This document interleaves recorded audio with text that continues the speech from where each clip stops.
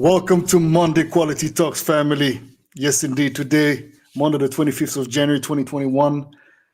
Really happy to be back for another episode of MQT.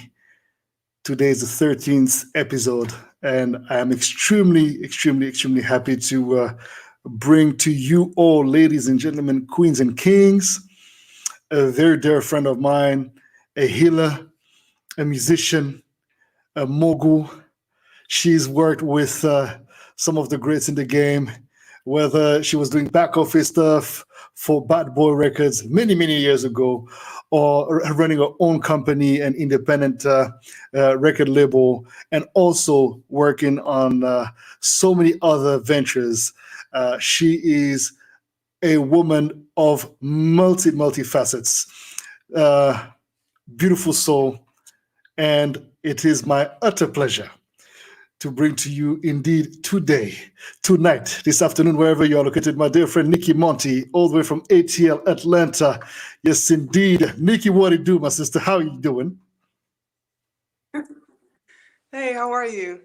Thank you for having me, Good. and thank you for that beautiful introduction and holding Of space for this course. conversation. It's so needed. You know it. Whew. Yeah. So, how are you doing? How are you coping with this whole confinement? Are you guys in confinement or are you guys okay? No, not really. I mean, here in Atlanta and in Georgia in general and in the South, it really never shut down for us. Mm-hmm. And I mean, I'm a homebody anyway, so none of it really affected me. It just It's good. it made me get into myself a little more, as most of us have probably experienced within the last year. So I'm For sure. grateful, for what it has brought out of me. Man, we're here to talk about that. Just that, actually, as a matter of fact. Look, I Hmm. wanted to. You and I, we spoke about this for a while, and I wanted to bring you on the show when it was up and running, and finally today is happening. And so, without further ado, I want us to get right into it. And I want you Yes. to please, if you don't mind, give our viewers, the MQT family, a little bit of a background check on you and who you are and what you're about. And yeah, man, just let them know who's Nicki Monty, pretty much. Okay. Excuse me, I'm a little shy, but It's okay. and very humbled by my experiences and my walk that I've had thus far in my life. So to give you the quickest background, I was born in Europe, specifically Germany. Hmm. I spent the first 11 years of my life there, and then we came to the America, to North America. Came to Atlanta when I was little, so I've been back here over and over and over again, and I'll speak on that a little bit later. And music was always in my life, sound was always in my life, and then spirit was always in my life, and presented itself to me very early. And finally, after I had some trials and tragedy, as most of us have, we awaken. Something awakens within us, and that's what happened to me back in 2007. I was a full blown Christian, and I don't diminish anybody's religious or spiritual, whatever path works for you. But I witnessed something in 2007 that blew me away, that I didn't think was possible based on my belief system at that time. And from then on, I was led to, I had 3 children, and I was led to exploring more and a deeper understanding of what happened to me, what I witnessed, what I was experiencing, and how it will affect me for the rest of my life as far as the journey that I choose. And Hmm. that is what brought me to where I am today, by really delving into sound, delving into arts. I'm a photographer. I've studied under some of the best in Miami and in New York City. I've worked with fashion designers, well known, just all kinds of stuff. So I was brought all these avenues of artistry, and then sound is the one that really stuck with it, because my mother was a singer in Germany, and she dealt with the likes of Shaka Khan, Janet Wow. Jackson, and all these people that would come through because she was a singer. She would be an opening act or somebody that was very closely involved in what the Americans had to offer in Germany, where we were. Damn. So at this stage in the game, I am. I did work at Bad Boy for a period of time. I was with Mm-hmm. Conrad DeMond and Harv Pierre. I was an intern at the studio at Daddy's house when it was open, and man, it was very, very intense. And that also brought me to having my own label, to working and understanding the business side of the music business and how to really run a record label and how I'm doing it right for myself. So in the future, for that service to others and be honest in my business. And Mm-hmm. all of that encompassing, now I'm a practitioner. I'm initiated and follow my own way. I am I do ancestral healing by way of sound and Reiki. I do Mm-hmm. spiritual readings, which I coin ancestral readings because I talk with spirit and I talk with yourself, your ancestors, and spirits that come and help you, which is all encompassing because there's so many names, known and unknown. So we just converse to figure out that person's path at the time that they're consulting the oracle. And I do tarot and I do coins, which I picked up by my own spirits. They led me to reading with coins. And yeah, I do Reiki healing if I didn't set, and I also play sound. I'm a sound frequency healer or frequency. I tuning forks, sound, crystal sound bowls, Tibetan bowls, this gong back here, buffalo Hmm. drum, and rattles, bells, all kinds of things to enrich the spirit because we're never lost.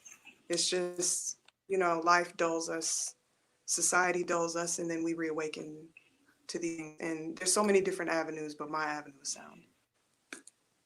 So let's then, since you got right into it, I love that. I love that. I love that we're getting there.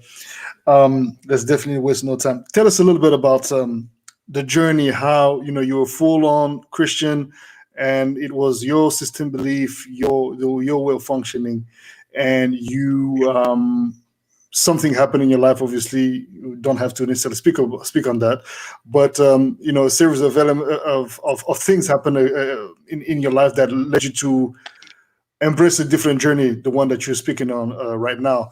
Tell us a little bit about that, please. So I just wanted to speaking about my flip from Christianity into what I do now.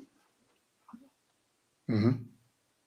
Okay. So What may have led the switch, or how what inspired you, or what triggered you to just look for something else?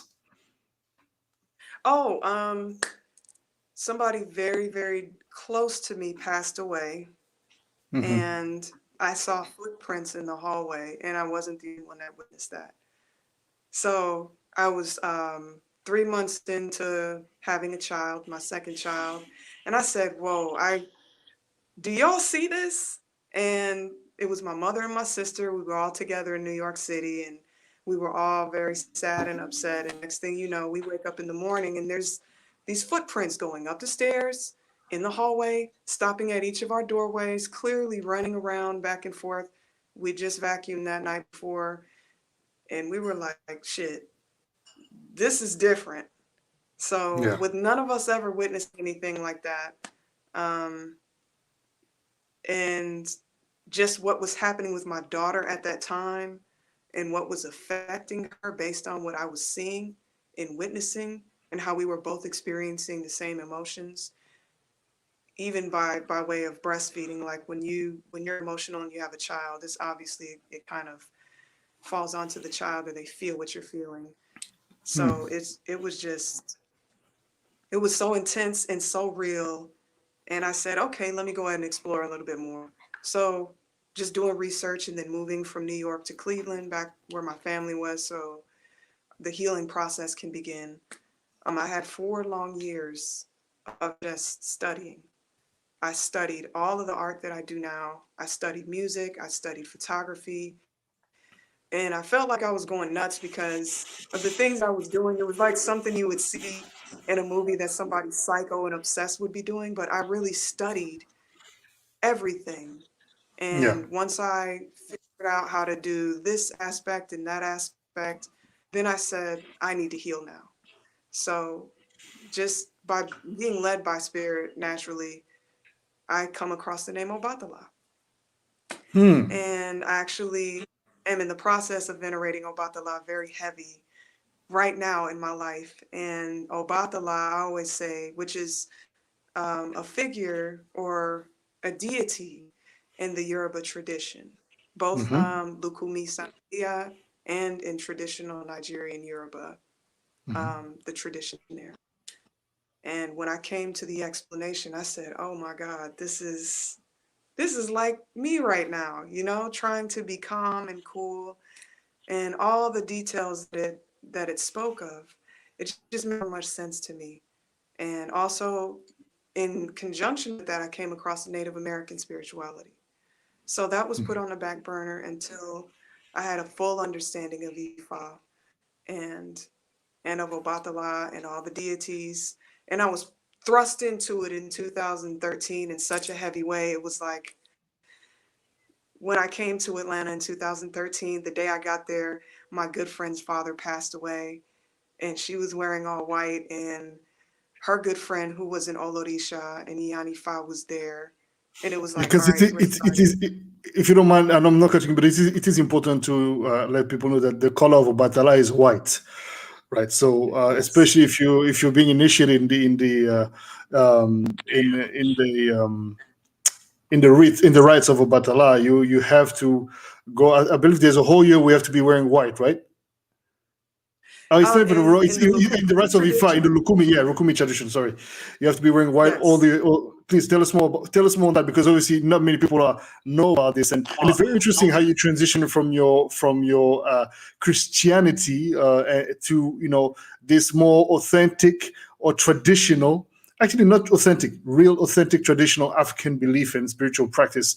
I think that's really important. Please continue. Yeah. So initially I started with Lukumi. So when you get into Lukumi, and I'm not an expert in it, let me just say that first and foremost, a disclaimer. Hmm. I've had my Yeah. own experiences with it, and everybody will. So based on what I learned, in the Lukumi tradition, when you're initiating to an Orisha, by way of divination, you will figure out who you're going to initiate to. And I never got that far. And when you don't have that information, you are a child of Obatala until you figure that out. So it is always important to watch what colors you wear because you're attracting the energy of Obatala. So it's usually lighter colors or the color white. And Obatala lives, or not lives, the deity Obatala and how it is explained through Oriki, how is it explained through Odu. There's certain ways to live to be closer to that deity. And that's in both traditions. So in the Yoruba tradition, you don't wear white for a year. In Lukumi, you wear white for a year. And they shave the head, you go through the process of initiation, and then for a whole year, you're learning how to clean, to feed, with, to venerate all the Orisha that you receive. Because in Lukumi, when you initiate to your deity, that's your head, that's your guardian angel, or whatever they call it, depending on what godparents you have and how they deal. Um, that's how you will do it for your year. In Hmm. traditional Yoruba and Ifa, when you initiate to Obatala, I haven't gotten that far yet either, but it's just a shaving of the head and a washing and, their rituals, and you Yeah. initiate to that deity specifically. You don't receive all seven as you would in Lukumi. And then that's something that you also have to compare, what works for you. Yoruba worked better for me because of my ancestry. Um, and I had to deal very heavy with that and understanding what path am I going to be on. And what worked for me based on the climate I was in, what I needed to learn, how deep I really wanted to go. And I wanted to get back to where it all started from because that's where Well, my so family is. what is where is your family from, first of all? My family, how far back do you want to go? Because this is very, Not very, too far back. Let's just it's keep it very, simple. yeah. So grandmother, grandfather on my father's side, my grandmother's family is from Spain. My Hmm. grandfather's family is from Spain and from Africa. We've traced it back Hmm. to the Congo and Nigeria Okay. thus far. And also Taino, which is the Okay. natives of the Caribbeans, specifically Puerto Rico, for me. So my family on my father's side, my grandmother and grandfather, they're from Bayamon and Luisa. So those are two very important spots culturally in Puerto Rico. My mother's side, they're from here. Can't trace back any African or anything like that at all. So Okay. we've come to the conclusion by way of getting records, specific documents, we're Native American, full Okay. force. And with the Native Americans, based on where they are in my region, that's also considered Mayan and Incan. So that's my side of the family on my mother's side. Wow, that's crazy, man. You got a massive mix, and so this would have explained the the spiritual switch eventually, or the spiritual paradigm switch, which led you to embrace, I guess, what was the inherent calling. Um, was the so you said you must pick whatever works for you between Yoruba, Lukumi, or Ifa. But what is the why are these separated in three different? Are they three different practice according to your knowledge, or is three different system beliefs or systems of initiation? And why can there just be one? According to some, the practice of the Yoruba religion in Cuba is actually the purest form of it. They maintain the ancestry of it, whereas it might sound like a bit of an oxymoron because you would imagine that obviously it's in Nigeria because it's the homeland of the Yoruba people. But yeah, please, shed a little bit more light eventually if you can.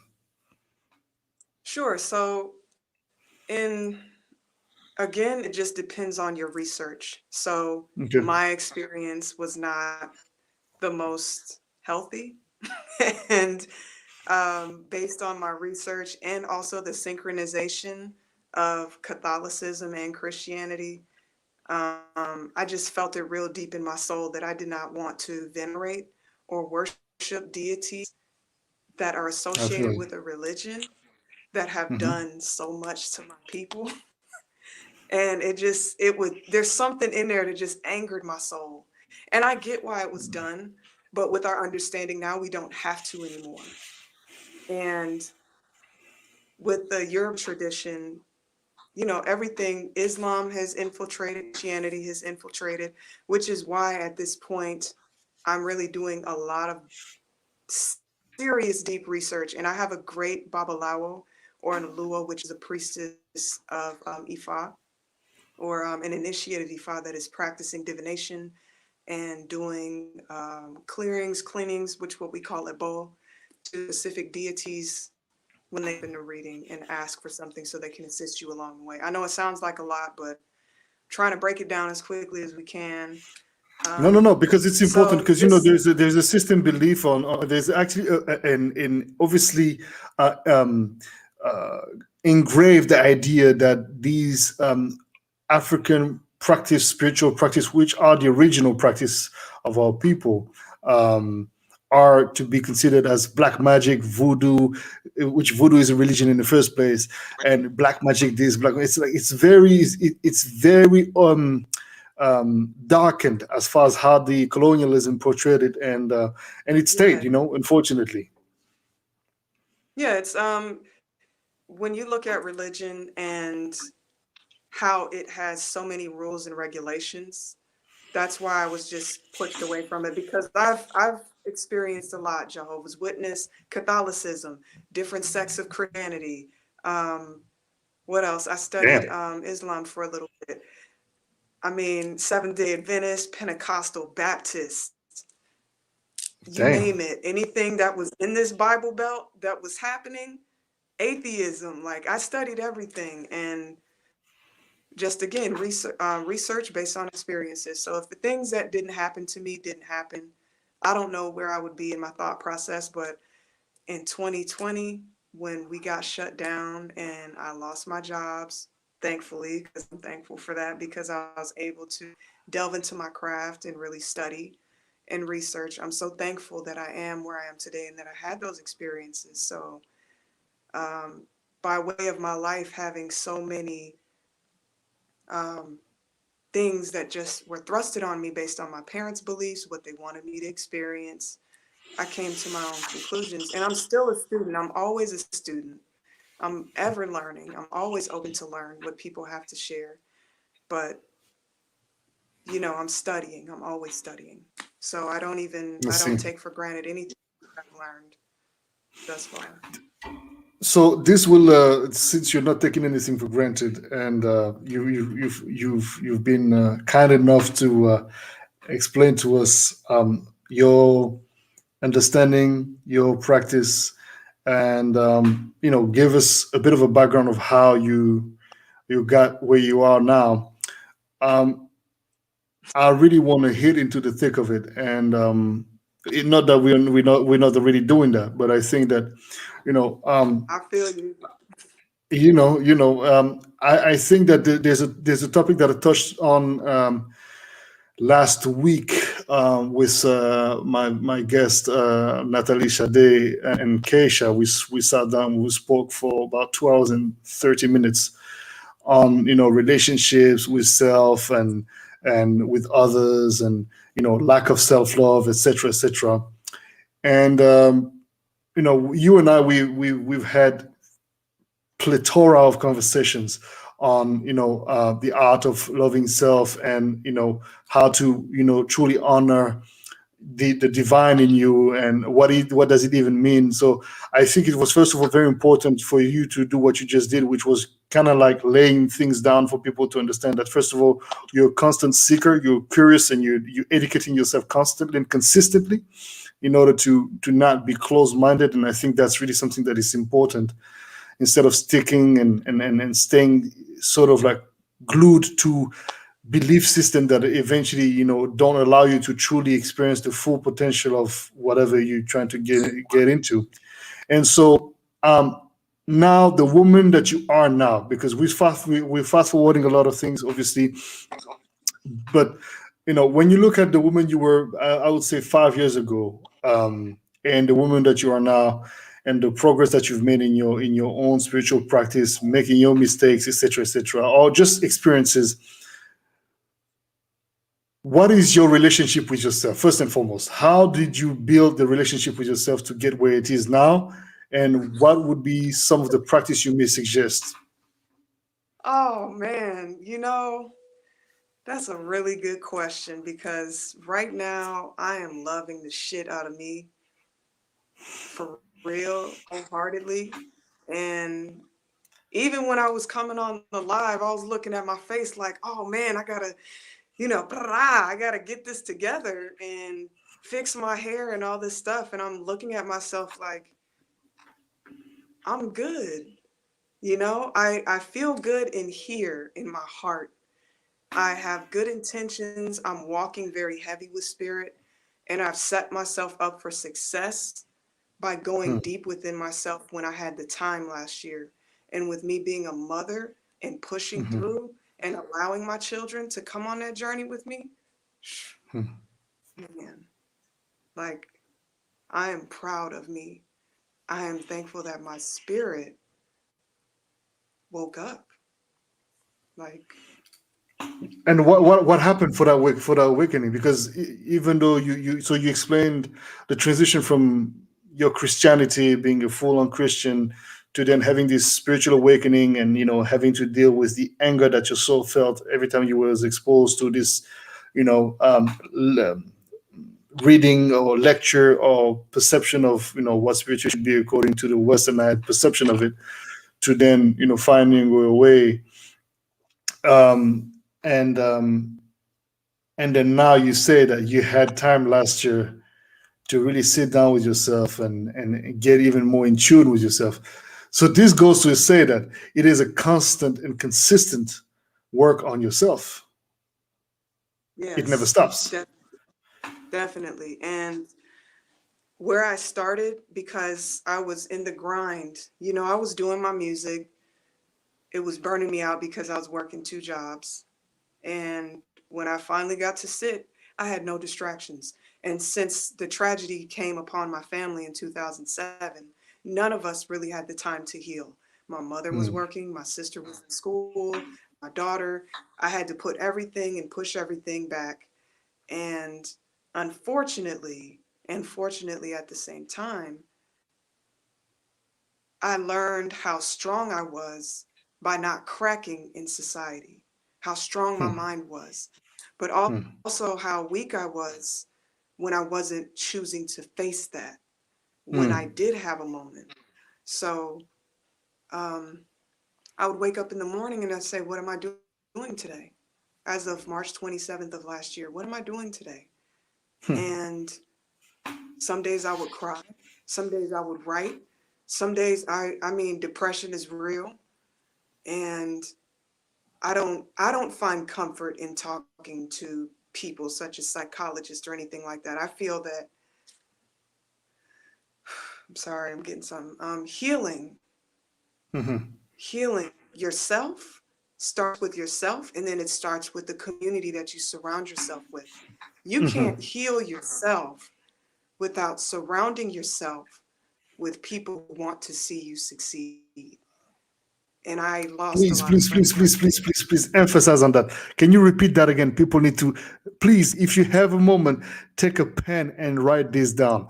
I know you can replay this video, and you will eventually if you like and you see value in this content. But please, Nikki, repeat that again.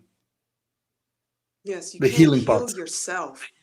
You cannot heal yourself until you start to heal yourself intentionally, wanting to heal, not just because of a circumstance or a situation. I'm talking about past and present, so you can get to your future and walk your path. And you can't do that alone.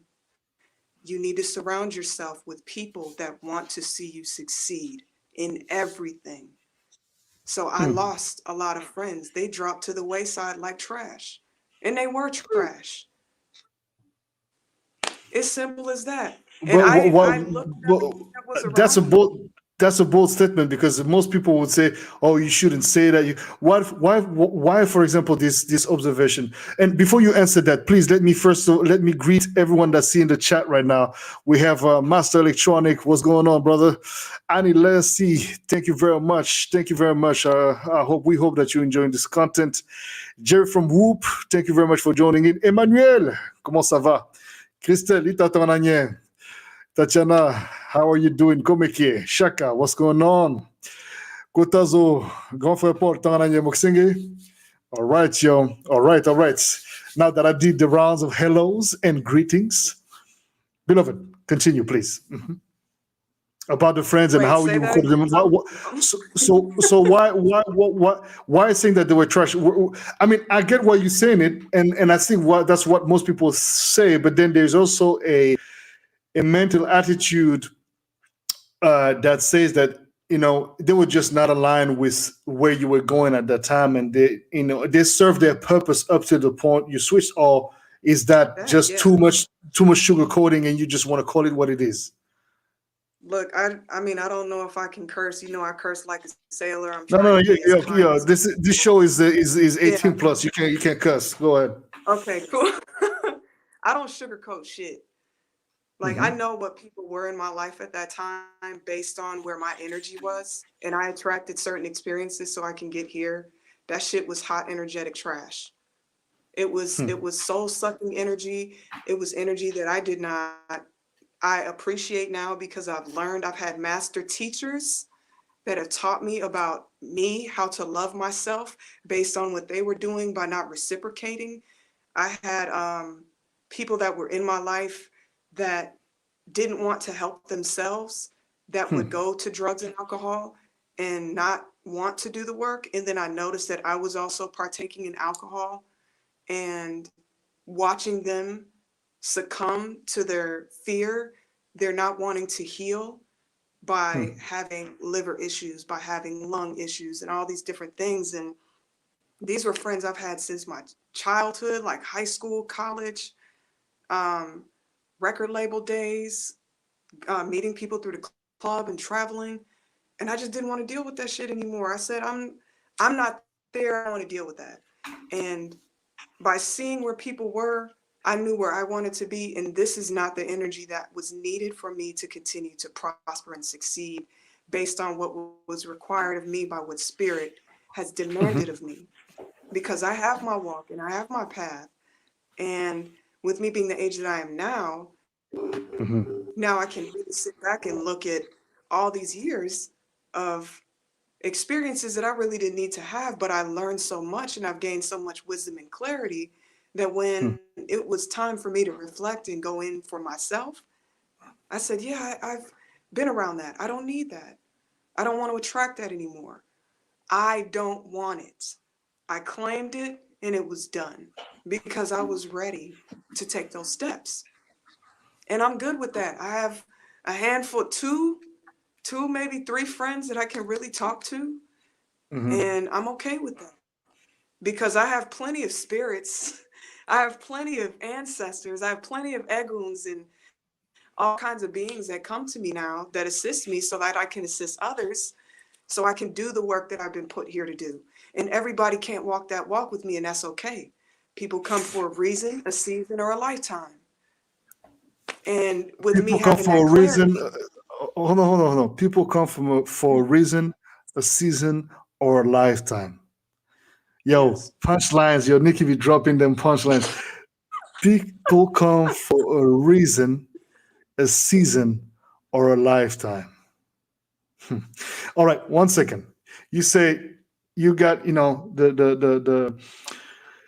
the amount of people that you can really connect with, the friends that you call friends. There's no more than one, maybe two or three, and then you're good with that because you got plenty of spirit. That is scary alone for most people. It's like, oh my God, she's talking to spirits. What is she talking about? This is very scary for most people because I mean the idea of spirit is depicted as something extremely scary. And I mean, I would understand why, obviously, but can you please maybe explain that in a way that is understandable and that clarifies what this truly means? Because I think there's really a lot of misconceptions when we speak about these kind of things. Because again, most people are not initiated. Most people are usually regarding these practices or these system beliefs or even just practices as well, as I said again, as black magic, as this and that and the other. And there are people who do and practice these kind of things, but this is not what we're talking about here. So please go ahead. Yeah, so when I say spirits, these are energies that are coming here to assist us. These are ancestors that have not transitioned fully or that are looking to assist you. Um, there are entities and spirits come from many different places, and we pick up on these. And when I say I speak with them, it is a real conversation because I've opened myself up to be receptive to assist people. And it is nothing, in order to really explain it, it would, half of it is to experience it, but the other half is to be aware and awakened to what is happening at this time on this planet. So when I sit here and I pray, or when you Hmm. meditate, you hear the voice. Hmm. Some of you hear the voice, some of you don't. Some of us are clairaudient, which means we hear, Hmm. clairsentient, clairvoyant. There's all different kinds of ways that we feel or see. Some of us are empathic and we feel each other's feelings. And Hmm. I see, I hear, I feel, I know by experience. And I Hmm. just open myself up to be receptive to that. Everybody has their gift that they came here with. And when I decided to own that gift, they started coming. Spirits started coming. And they're not spirits that harm people or that are negative necessarily. They're just here and they exist here. What we see with our eyes is not all that's there. And when we're Hmm. young children, if you listen to children that have just, that have not been here as long as we have as adults, they'll tell you Mhm. specifically Mhm. what happened in their last life, if that was something that existed for them, if they're a recurring spirit that has come back again to have their experience, if that's what you believe in. Some of them recall how they passed. Some of them see things, and they may call them spirits, fairies, men, whatever, whatever. And adults say, oh, that doesn't exist. But when you look at spiritual systems and not religious systems, Yeah. all of these Mhm. things do exist. So when you open yourself up to the thought process to really understand even coincidence or a daydream, and then it actually comes to life, that's something that you're experiencing already, or you have a foresight. So you have to open yourself up to receive this information because all of it is here.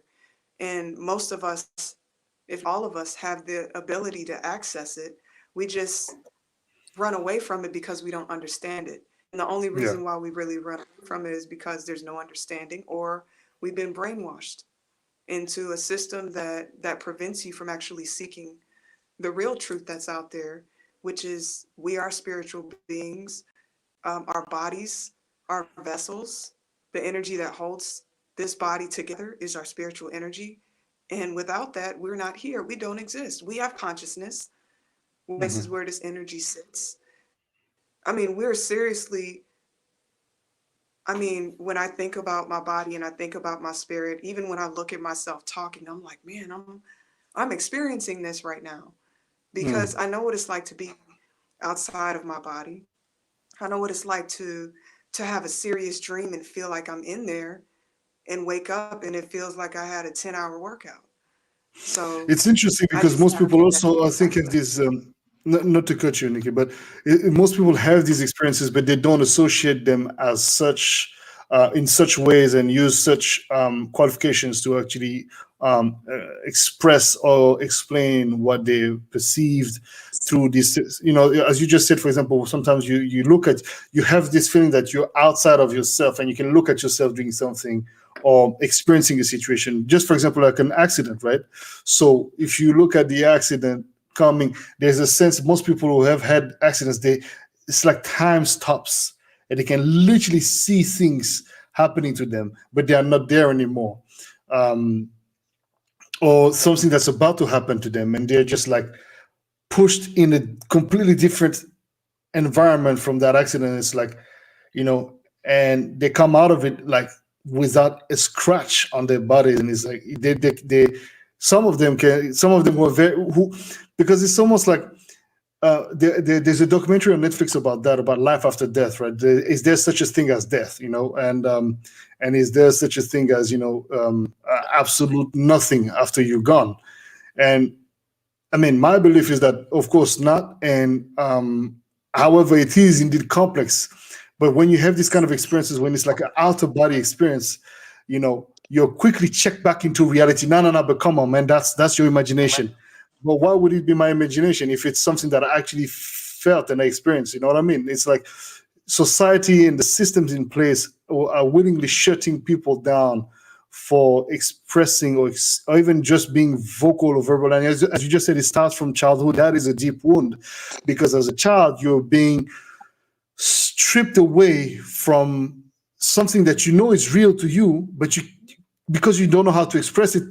And you have parents who are completely not open to these things because of their system beliefs or whatever, you know, they'll just make sure that you get obliterated from that from that experience, which creates, you know, I guess some of the big traumas that or lead to more traumatic experiences because you didn't have the chance to encounter, you know, parents or people that, you know, I guess supported you or helped you sort of like understand what it is that you're expressing. It's like, for example, you see little babies or, you know, 3 years old child talking like adults telling you about life and death, and you're like, dude, these babies talking like a grown up and reasoning, but like a baby, but reasoning like, you know, life is amazing, and you know, life is so, this is why life is, and that baby explains to you why life is amazing, why it's not worth it to spend time fighting with one another. And it's like, yo, isn't that an old soul coming back, you know? So yeah. Yeah. Hmm. So when I hear people say, "Oh, that's not real," or try to limit my experience, I just cut them off. Like, I can't get you to I feel understand that. what I'm experiencing. Like, don't don't try to say that it's bullshit when you haven't even tried to do the research to understand where I'm coming from. And those type of people are not in my life anymore. Because I know what I'm doing. I know that when I open my oracle and they're communicating and somebody's grandmother comes in and says, "Oh, um, tell her I'm here. I'm here to help her with this reading." Outside of tarot, then you get into real yes and no questions. And in most spiritual traditions, they're either throwing bones, obi, cowrie shells, coconuts. I use coins. People use sticks. I mean, they divine by drawing, automatic writing, and things of that nature. I've seen a lot, and Hmm. based on what I've seen and what I'm open to seeing and being receptive to, there's many different ways. There's not just one way to contact and get in touch with spirit, but it starts again with wanting to heal yourself and calling on that energy, because you have to remember, this is me. My blood is in here. My ancestors' blood is in here. God's Mm-hmm. blood, or the creator's blood, or the source's blood is in here, Mm-hmm. or the DNA.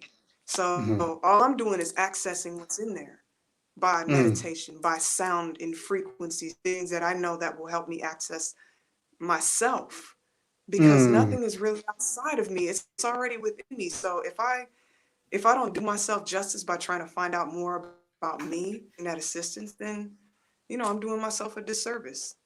We all Yeah. have that within us. So we all bleed. We all come from one source. It's like it's anything that's been created outside of me to limit my experience or to tell me something rather than educate me about me, it's not for me. So some people 100%. operate in that realm, and that's cool. But in the age that we're in right now, the shift, all these things is shifting constantly. But now there's really an awareness. Enlightenment and technology is really at the forefront. We have technology to assist us on in our enlightenment. We also have nature that's assisting us with that. Everything's ever evolving and ever changing. And what's consistent with me is the assistance from the spirit, assistance from my ancestors. When I go to them and talk to them, when I do offerings, when I sit there and have gin with them and we're just shooting the shit, like it's not like they're just sitting there with their legs crossed in a chair and I see them. No, it's me hearing them and feeling them. So if people don't want to understand that, that's okay. But they come to me for readings. They come to me for their For, clarity, whether they understand it or not. And I give them that clarity. I show them what I'm doing. And there's no more fear behind that, because we're having a conversation with you and your folks. We're not going far outside. We're starting with you first, and so that's the real thing.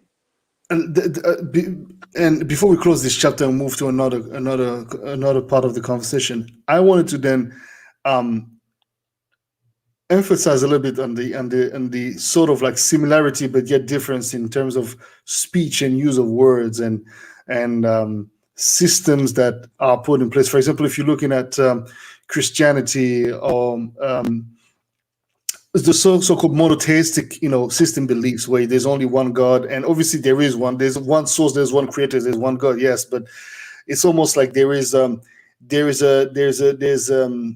desire to again obliterate another part of the truth, or eventually they are acknowledged as angels, or higher beings, but yet.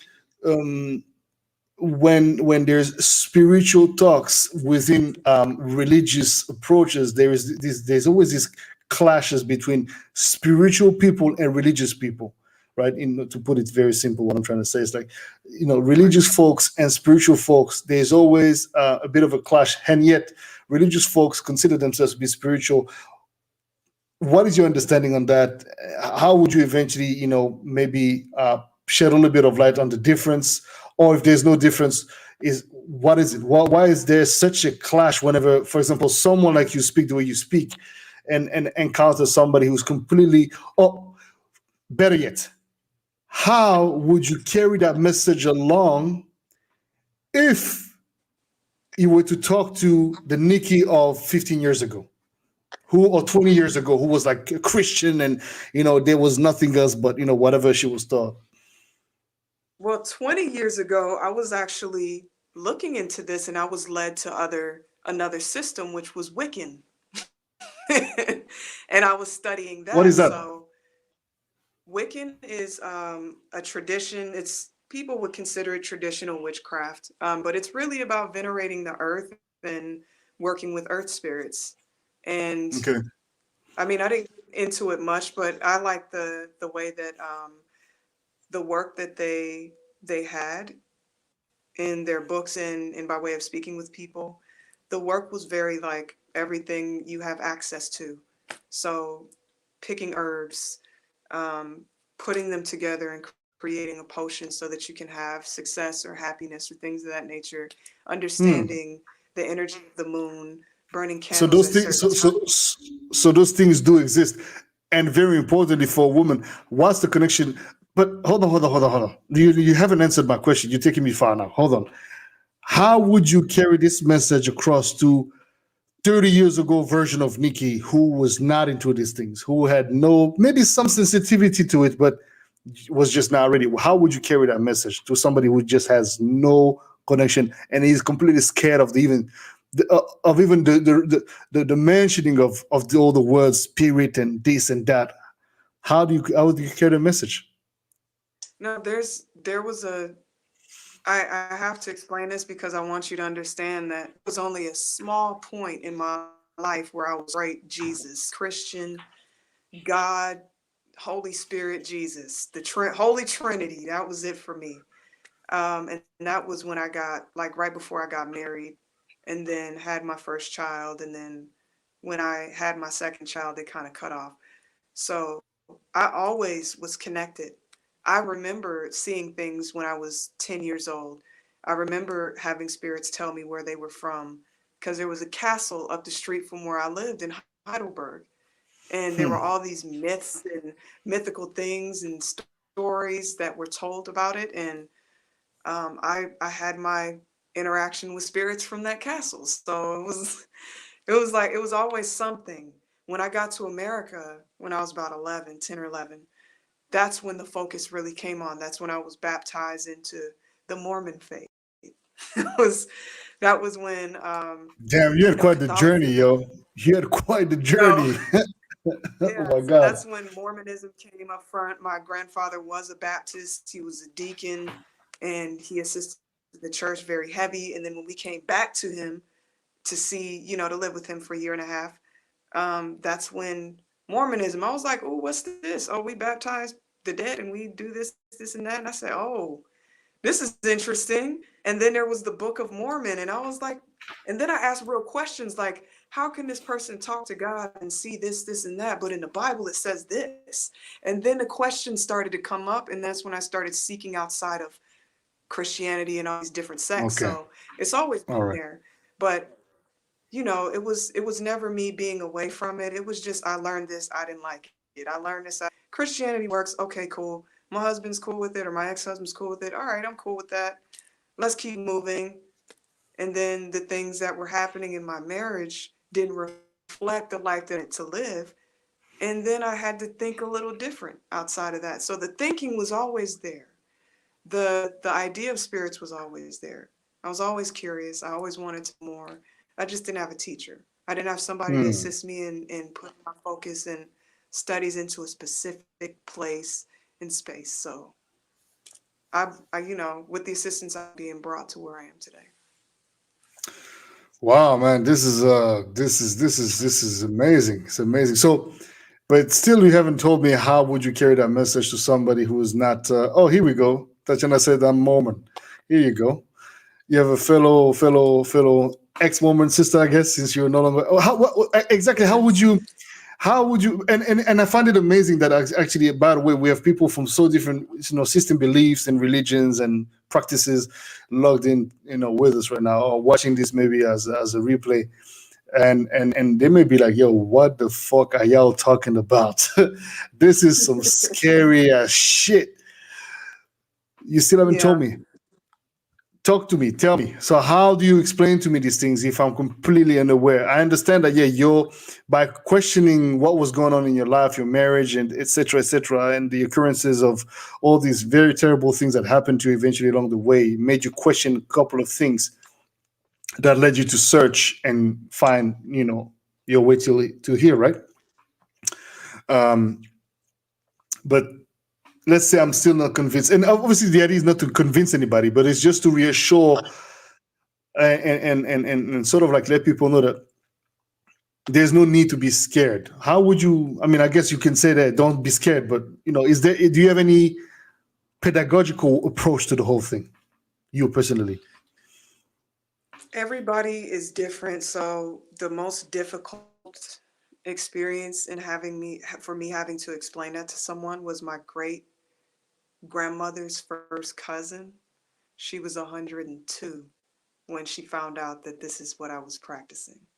And she was a die-hard Christian. And she saw my shrines. And she saw that I would burn candles. And the only way that she started questioning and fearing what I had in the house was because somebody outside of the house that she discussed it with started putting fear in her heart. But before I moved from Miami, where she was, and she's now past Rest in peace. transition.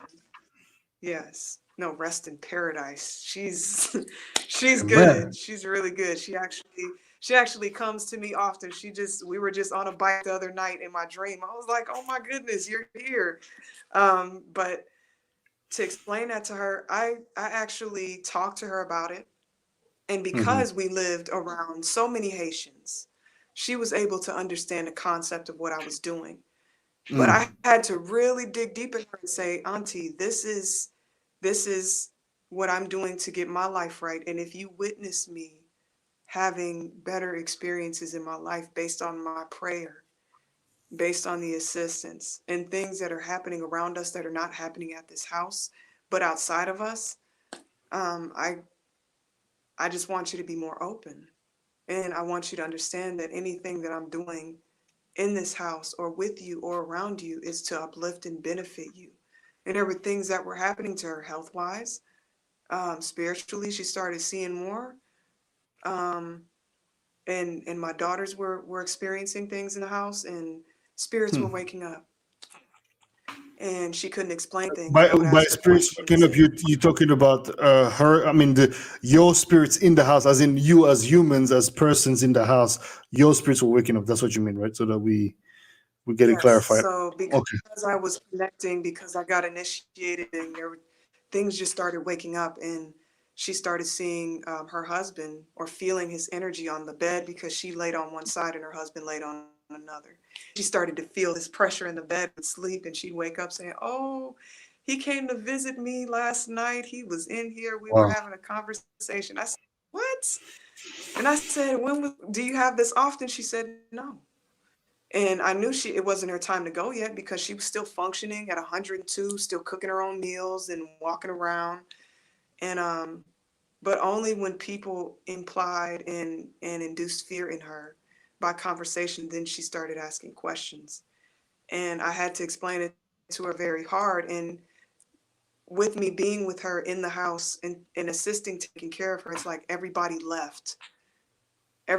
People were stealing from her, and it was just a lot. So what happened when I received these icons and when I started going through this path of initiation and seeing things more and her seeing things more, it just opened her eyes a little bit better. So seeing is believing, witnessing is believing. I can't really convince anybody.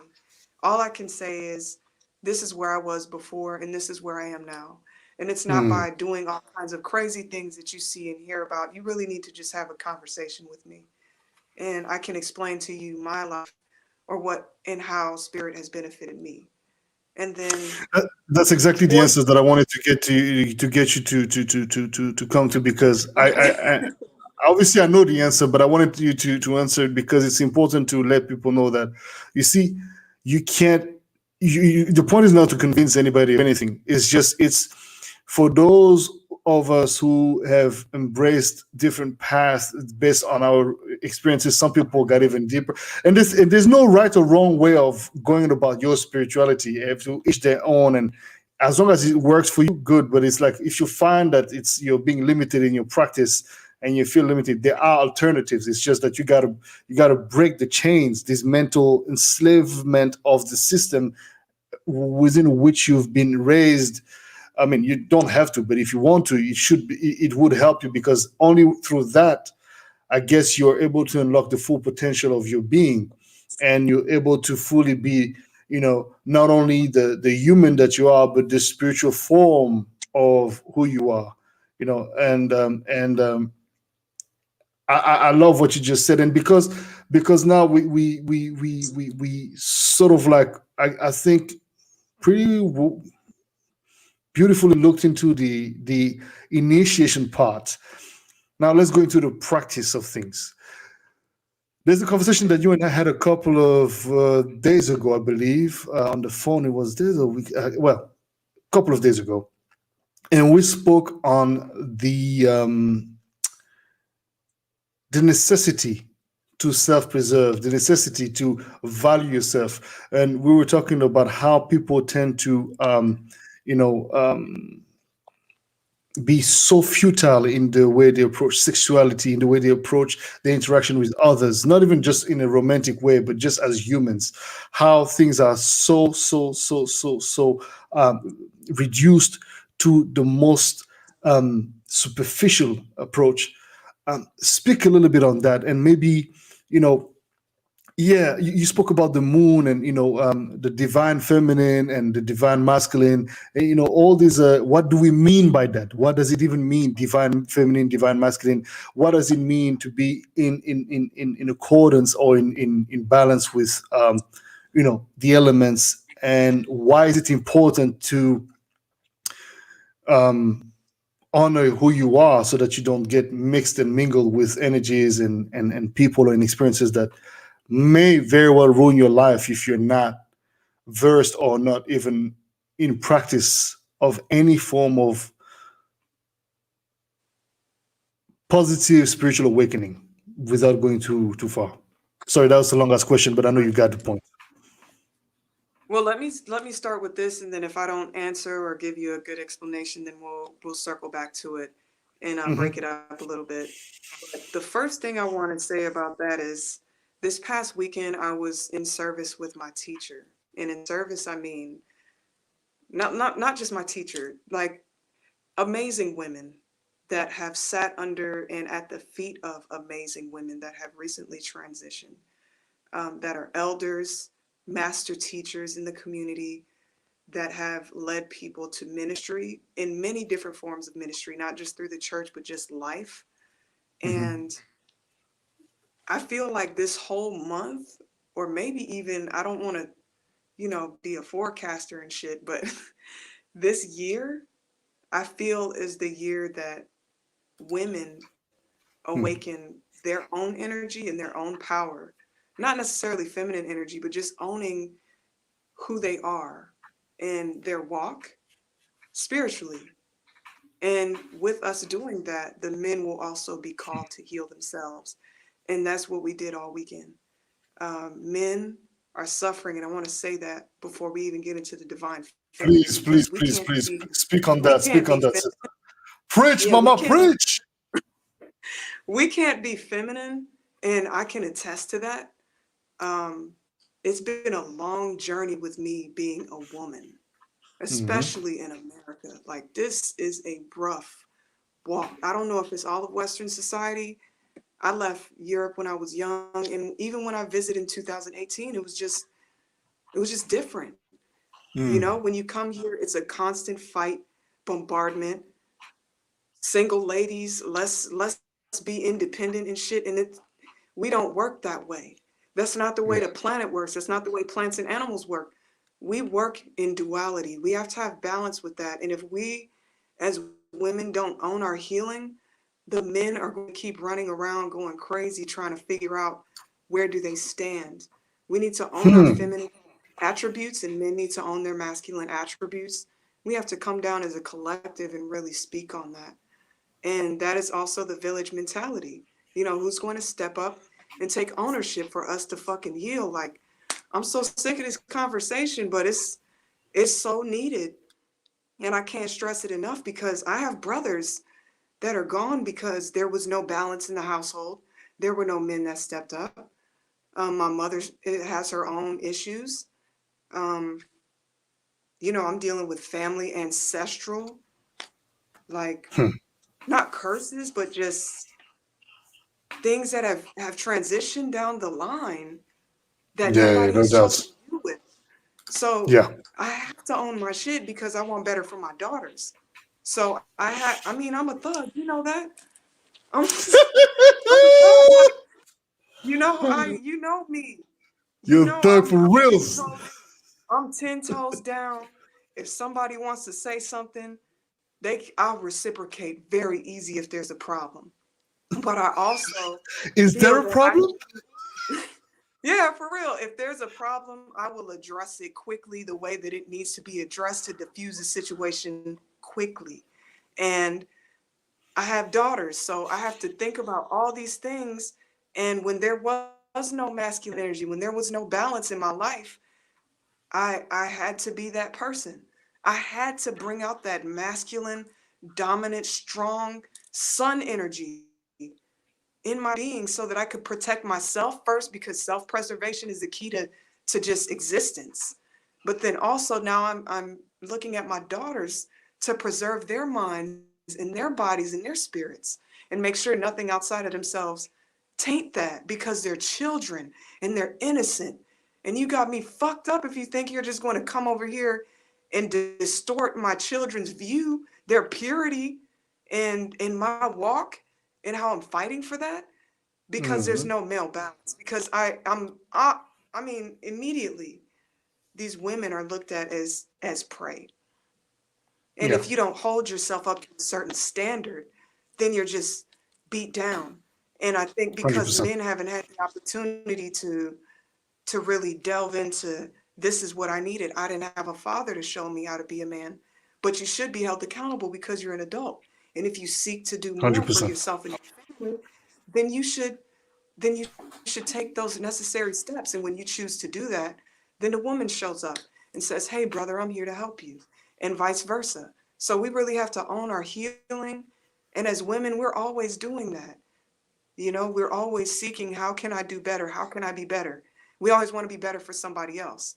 But somebody needs to come in now and say, I got you while you're healing. I need you to be at your best. I'm good now. And when I need you, please assist me in this. We don't know how to communicate with each other. We don't know how to heal. We don't know how to care in our communities. It's all about self right now, which is not wrong. There's nothing wrong with being selfless, but being selfish to the extent that everybody around you is in pain and you're still acting out a certain way while your sister over here is trying to heal. We don't need that bullshit. So I see Yeah. men coming more and more often for healing, and I want to see more of that.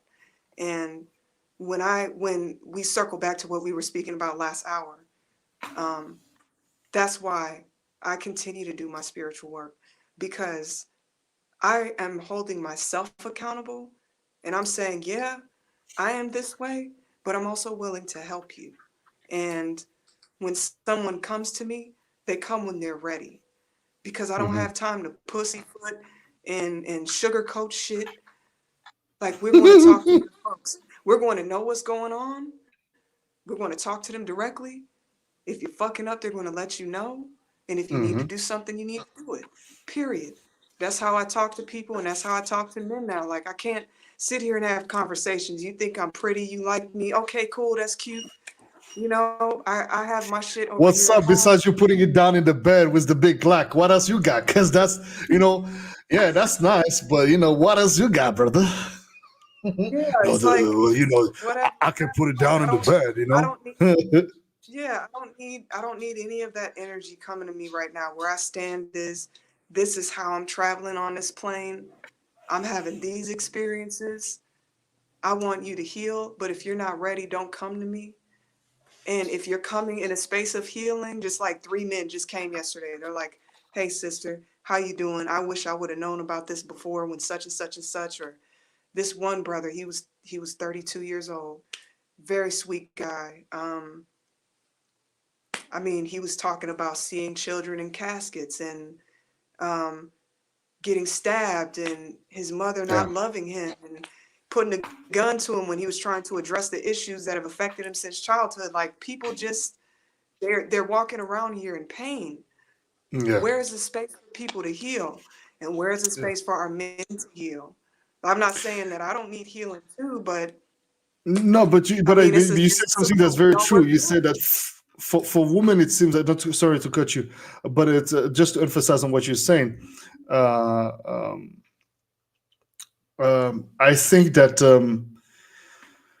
we have come to a point where everybody is so selfish. Everybody's so much on there. It's me, me, me, me, me, me, me, and it's me against everyone else, and it's us against them, and it's all about like, I'm going to cancel you if you're not believing the way I believe, or if you don't do this, that, you speaking to this kind of person. Why are you speaking to them? They are horrible. They are monsters. She's a bitch, or he's a motherfucker, or is this and that. Like that's your perspective. That's your perception. That's your perspective. That person might very well be, but that person also is a human being. Everyone, no matter how much wrong they've done, if they're willing to repent, if they're willing to get on their journey to sort of like be met with their own bullshit and make amends, they have that right. You know, and yet you call yourself a believer in God and believing this, but you're the first person to come and criticize people and tell them how about all their wrongdoings, but you're not willing to forgive. And I understand certain things are definitely hard to process, and obviously I'm not saying that you got to forgive anything and everything. I mean, that's without a damn doubt. There's certain things that are just unforgivable. But eventually, if you don't want to carry that weight with you, on you, you have got to just, like, yeah, let it go. But it takes time and it takes healing. And for us, man, I have to say and echo what you're saying. There's not enough conversation. There's not enough space that we give one another to be vulnerable enough to express how we feel and how how affected we are by the past or the present or whatever may have occurred in our lives that just creates this imbalance. And there's also this misconception, and I'm seeing here a comment by Master Electronic saying, finally a woman saving us from feminism. You see, this is another thing, right? And I would like for you to maybe speak a little bit on that before we continue on the topic of which is connected anyway to the topic. But feminism, especially in the Western world, is not the same as the perception of femininity and the matriarchy in the African or Caribbean approach of it. And there is this globalized system that makes it such that it is the way women in the westernized world see their liberty or the way they're living, which is by all means great, whatever for them. But and it's great. I mean, I'm not saying anything bad against it, but it's just that now it has to be a normalized way of living, and it has to be like that for every woman around the world. Like, so most of women cannot wear the hijab anymore. They cannot wear, they cannot cover their heads because this is an attempt to their freedom as women. When you speak to some of these women, yes, some of them are forced, but most of them are like, yo, we love this. Is our culture. This is who we are. It looks beautiful with it, whatever. So it's like, it's all this belief system. What is your take on feminism and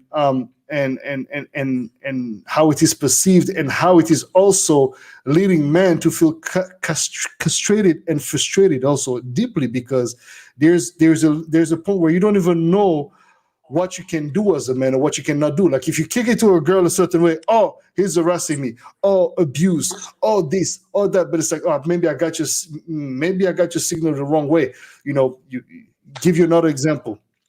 You see that girl on Instagram flashing her ass and the tits and whatever, and it's like, all right, you don't have no problem showing your body the way you're doing it. And it's like, so I'm not saying that you're an easy woman, but obviously I'm seeing you half naked all the freaking time.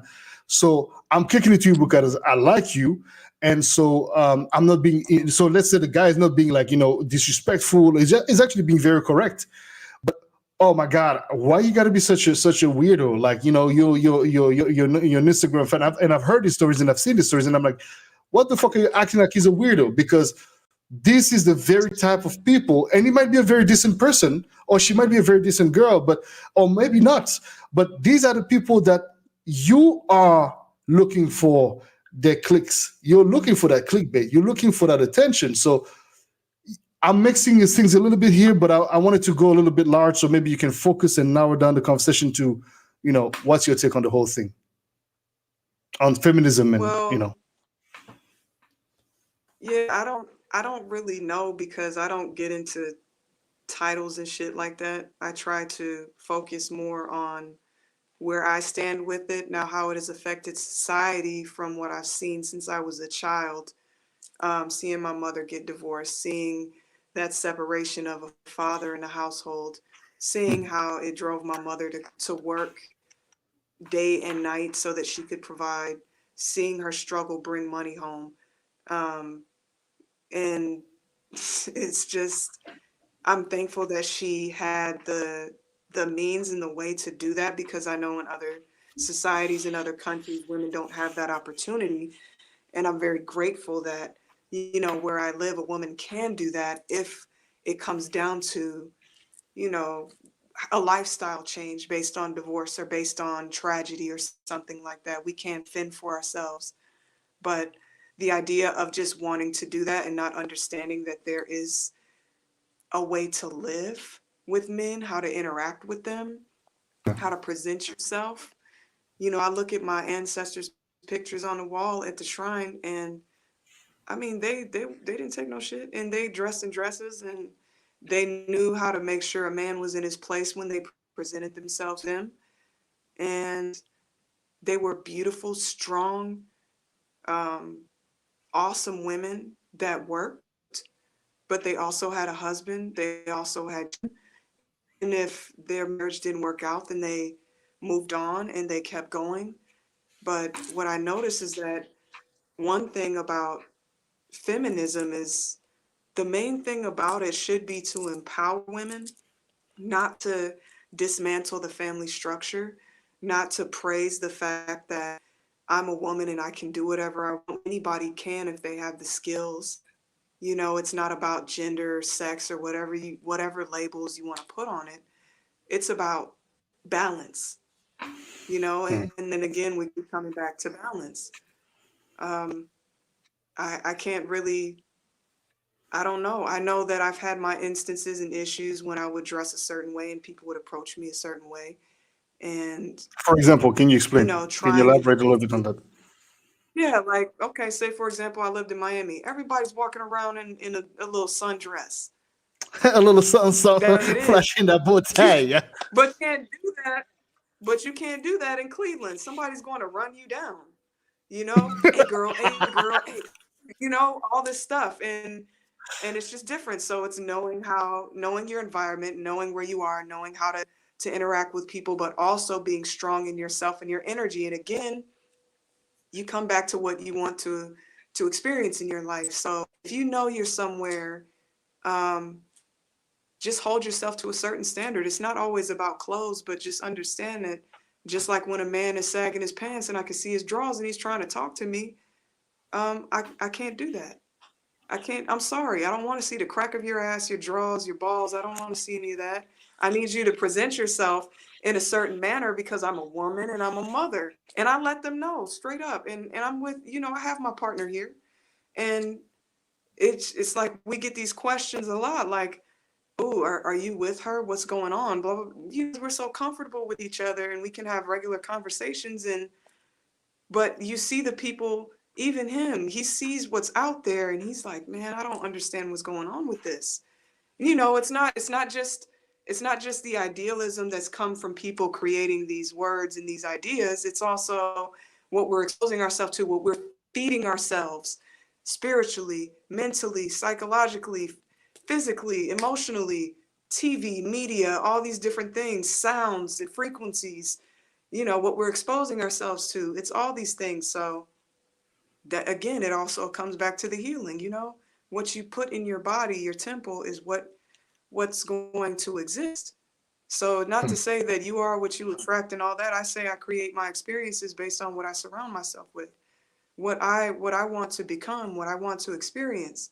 So I'm not going to go somewhere and I got tiny dresses. My body ain't bad, but I'm not going around just flaunting it like that. It's a time and a place for that. And, I also have to think about who's not necessarily that I care, but my children, I'm setting an example for them as well. So Hmm. time and a place for Hmm. everything, I agree and with you. I also agree with you. Hmm. don't allow the feminist movement to prevent you from having the correct experience. Women deserve certain things. We deserve to be catered to and taken care of, and vice versa. And it doesn't mean working to death. I never wanted anyone to take care of my children. I don't believe in babysitting. My father taught me that at a very young age. When you get married or when you decide to have children, you need to be home with them. Nobody needs to be raising your children. Period.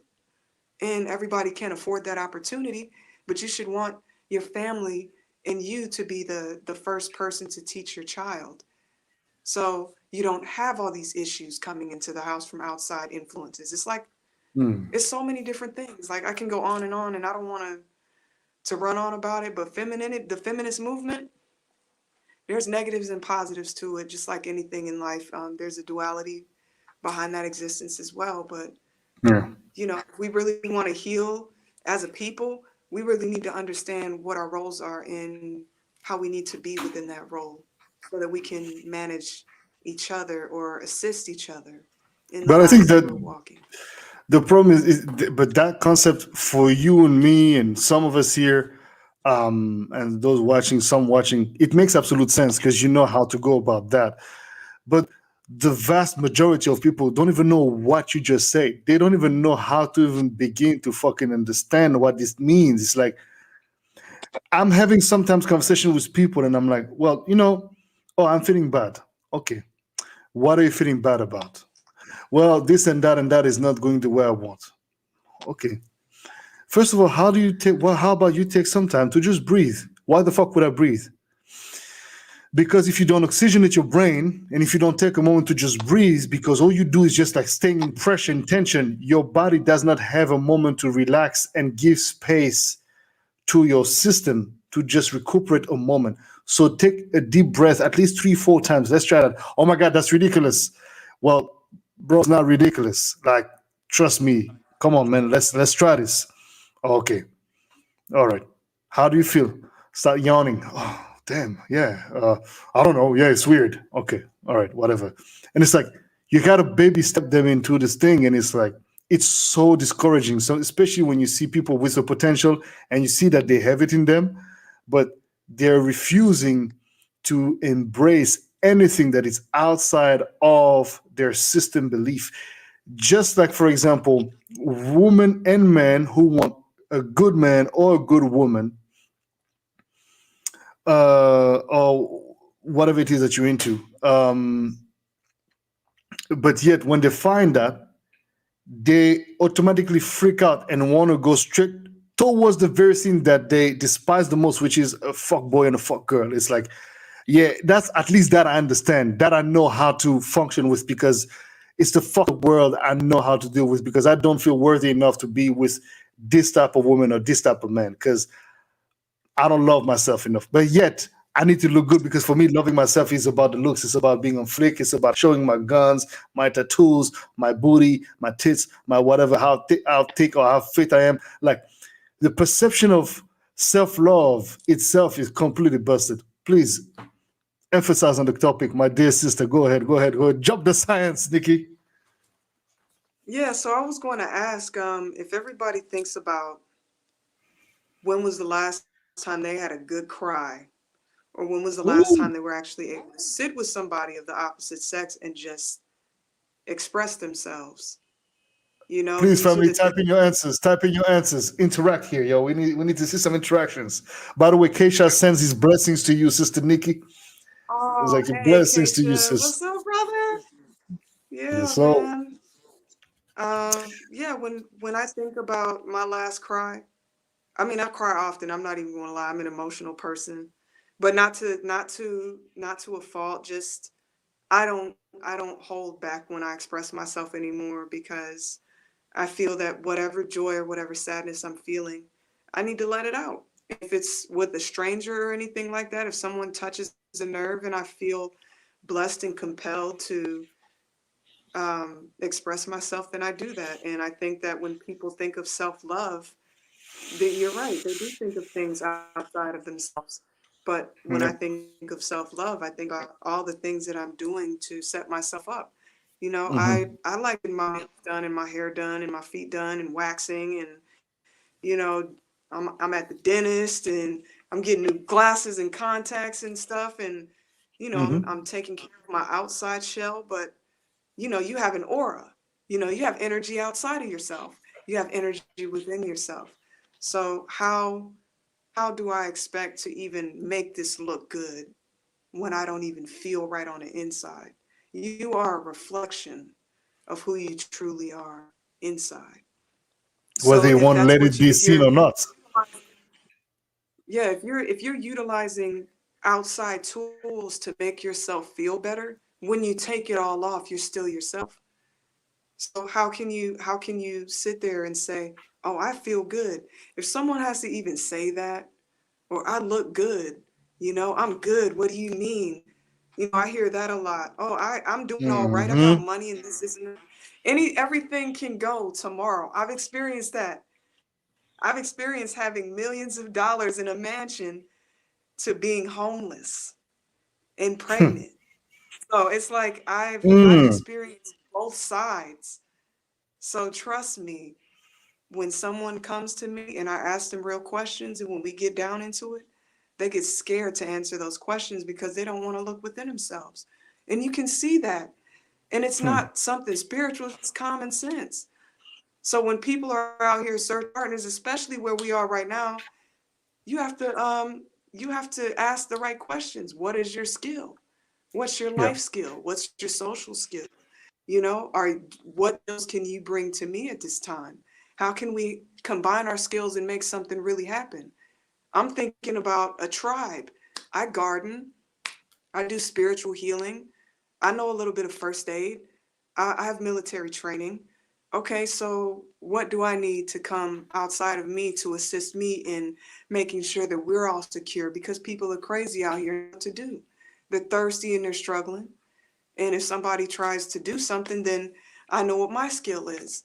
If I have struggles here, then I can ask somebody for their skills. I don't think anybody should be looking for a partner with looks, with a fat ass, trying to stick their dick in something right now when, you know, people are desperate. People are desperate. It's time for you to really face the fact and do something about yourself. Take the time out because we can't really function in society or in this world the way we used to. What are you willing to Yeah. sacrifice to reintegrate in society? It's like I know what I'm willing to do and not do. And I know what my spirit is asking of me so that when people decide to integrate or disintegrate or not integrate in society at all, what is my place as a spiritual person? What is my place as a teacher, as a facilitator? So we all have to walk in our truth now. There's a set, I mean, that's fuck. There's a separation that's happening in society right now, and I see it Mm. clearly. There'll be those that won't care about the system and won't want to integrate, and those that will. And you can tell who will because of what they're willing to do right now just to survive, to show off and to show out. What they're asking for from the opposite sex and from the same sex, what they're willing to do to hold a certain standard and to keep up with the Joneses. I mean, it's all in our face right now. If you're having a Mm. problem in a relationship, or if you're having a problem with yourself or your family, there's no reason or excuse that you can't face it head on at this point. If you really want to heal, you'll do that. So it's not even about relationships. It's about a relationship with yourself. So any questions that have to do with anything outside of us right now, any problem that we're facing, it's internal. It's a reflection. Face Ooh that shit wee. head on. And so all that fat ass and we're not even in the clubs anymore. We We can't even do that. Like, where are you meeting these people? I get it, but what's going on? How desperate are you? If you're that desperate, then you really need to look inside of yourself. You can meet For them in real. Dubai. No, people are gonna think that I'm hating on them. I just find it so funny that all the chicks are out there in Dubai flashing booties and all that. It's so funny. But I do have to say it's an eye candy. It's fun. It's a nice clickbait. It's like click click. Oh, Yeah. nice. But it's Mhm. interesting. So here so Keisha said, once a month, let it out. I mean that I feel that. But then Master Electronic. So Master Electronic. Now I don't want to put you on the spot, bro, but I need to let it be seen. So Master Electronic says, and I'm going to respond to that first, and then I'll let you echo or contradict or whatever you want to say, sister. But Master Electronic says, I do cry for being strong for too long. I don't cry for being weak. So this is the Exactly. thing. I understand the idea of being strong for too long, but the idea of strength and weakness when it comes to crying is not applied for me, because to cry is to cry. If you need to let that emotion, because crying, especially for us as men, as we were raised, well, my African father was like, no, no, no, no, no. You don't cry like a little girl, or don't and here now, if you said that, oh my God, you're traumatizing my child, oh my God, you shouldn't even make it about being a little girl, because what? Because girls are not strong. That's no. So everybody's so sensitive about everything now. You can't even fucking fart without even having somebody coming at you for what did you fart? Like, you're not supposed to be passing gas. Like, really? Fuck are you talking about? Like, there's everybody's canceling one another. So it's like, cool. I get it. As a child, you're raised, especially as a boy, you're like, yo, cool. You're not supposed to be doing this. You're not supposed to be doing that. And this is how a man needs to be behaving. And yeah, I had some of these stigmas, I guess, if you want to call it stigma. I don't see them like that, because I don't carry them as a burden or as a stigma. But I have to say that, interestingly, as much as my father rose me in with this kind of principles of, like, you don't cry for nothing. You got to have a good reason to cry. And I understood what that meant. So I understand the weakness point you're trying to make here, but at the same time, I think it's very sensitive because of the world we live in. The youth now, they're not like us. They're not like the ones before us. They're not living in a world that's similar to what we experience. So you can't apply the same rules to these youth. It just doesn't work, because they're just completely different. Some may say they're weaker, some may say they're a little bit more, they're too sensitive. I don't agree about the sensitivity, because everybody's feeling so freaking sensitive about everything. You can't even crack jokes anymore, because automatically you're gonna have this or that police for this or that. Oh my God, everybody's so sensitive. But it's like, at the same time, I do have to say that because of the strict education, because of the strict values that was imposed on me as a teenager, as a young child, as a young man, as a young boy, by my father saying, "Hey, you should never disrespect a woman, never raise your hand on a woman, because that's what weak men do." That's and there's a word. That's what pussies do. Like, not in the sense of criticizing, it's saying that having a pussy is a bad thing. You know what I mean? But it's just that it's to engrave that concept in your brain, so that as a man, when you find yourself in a situation where there's a woman that's trying to get the best out of yourself, I mean, she's really trying to get you to mess the fuck up out of the face. Eventually, that's what you might be thinking, because that person is taking you to some limits. But you never raise your hand on that woman. You never raise your hand on that woman. And my father was like, even with words, you should not hurt a woman. That's the education I had. Well, in the meantime, I was like, okay, I'm never going to raise my hand on a woman, but shit, bitch, if you're coming for me, I'm going to fight you. I will fight your ass with my words. But yeah, please, Nikki, sorry, I don't want to take too long, because I really want you to be emphasizing a little bit more on that. But go ahead, please, man. I'm sorry. So come back to the question, because So because it was basically, a he lot. said he's crying for two. He cries for being strong for too long, but not for being weak. Yes. Yes. So I do the same thing, and I'm thankful that he said that. I love when men are honest about their emotions and their feelings. And Um, I'm thankful to even have met Keisha because he was a really nice and genuine, kind brother. Like you Hmm. both, I was very thankful to come across you and your family and everything. And when I see you and your friendship with Keisha, it's very, very sweet to me. Um, Hmm. and I think a lot of men don't even have that. And when you don't True. have friends, when men don't have friends, like you can't even have that discussion as to how or why or when or what reason, to cry or to have emotions, and those are the conversations we don't have. And to be strong for too long, yeah, when you're holding a lot of emotions and a lot of feelings, that's the best way to let it out rather than shooting somebody or fighting or doing something else crazy. Tears are not signs of weakness, it's signs of At strength. all. It's Hmm. signs of making sure that you're expressing your, and that's healthy. And when men can't do that, what do they do? And for our parents that come from different generations, just like my father, he wasn't a crier. He didn't even want us to learn Spanish because he said it was a poor man's language in America in the 80s. So he didn't want us to learn. He wanted us to have the Wow. opportunity to have jobs. We didn't learn, and now we need it. So Hmm. just because our parents lived a certain way, we have so much access to different things now. We have choice. We have choices to how we want to live and what we actually want to experience. And again, without that balance of friendship, masculine and feminine, how do we have a platform or an outlet to really discuss these things if we don't have that in our life?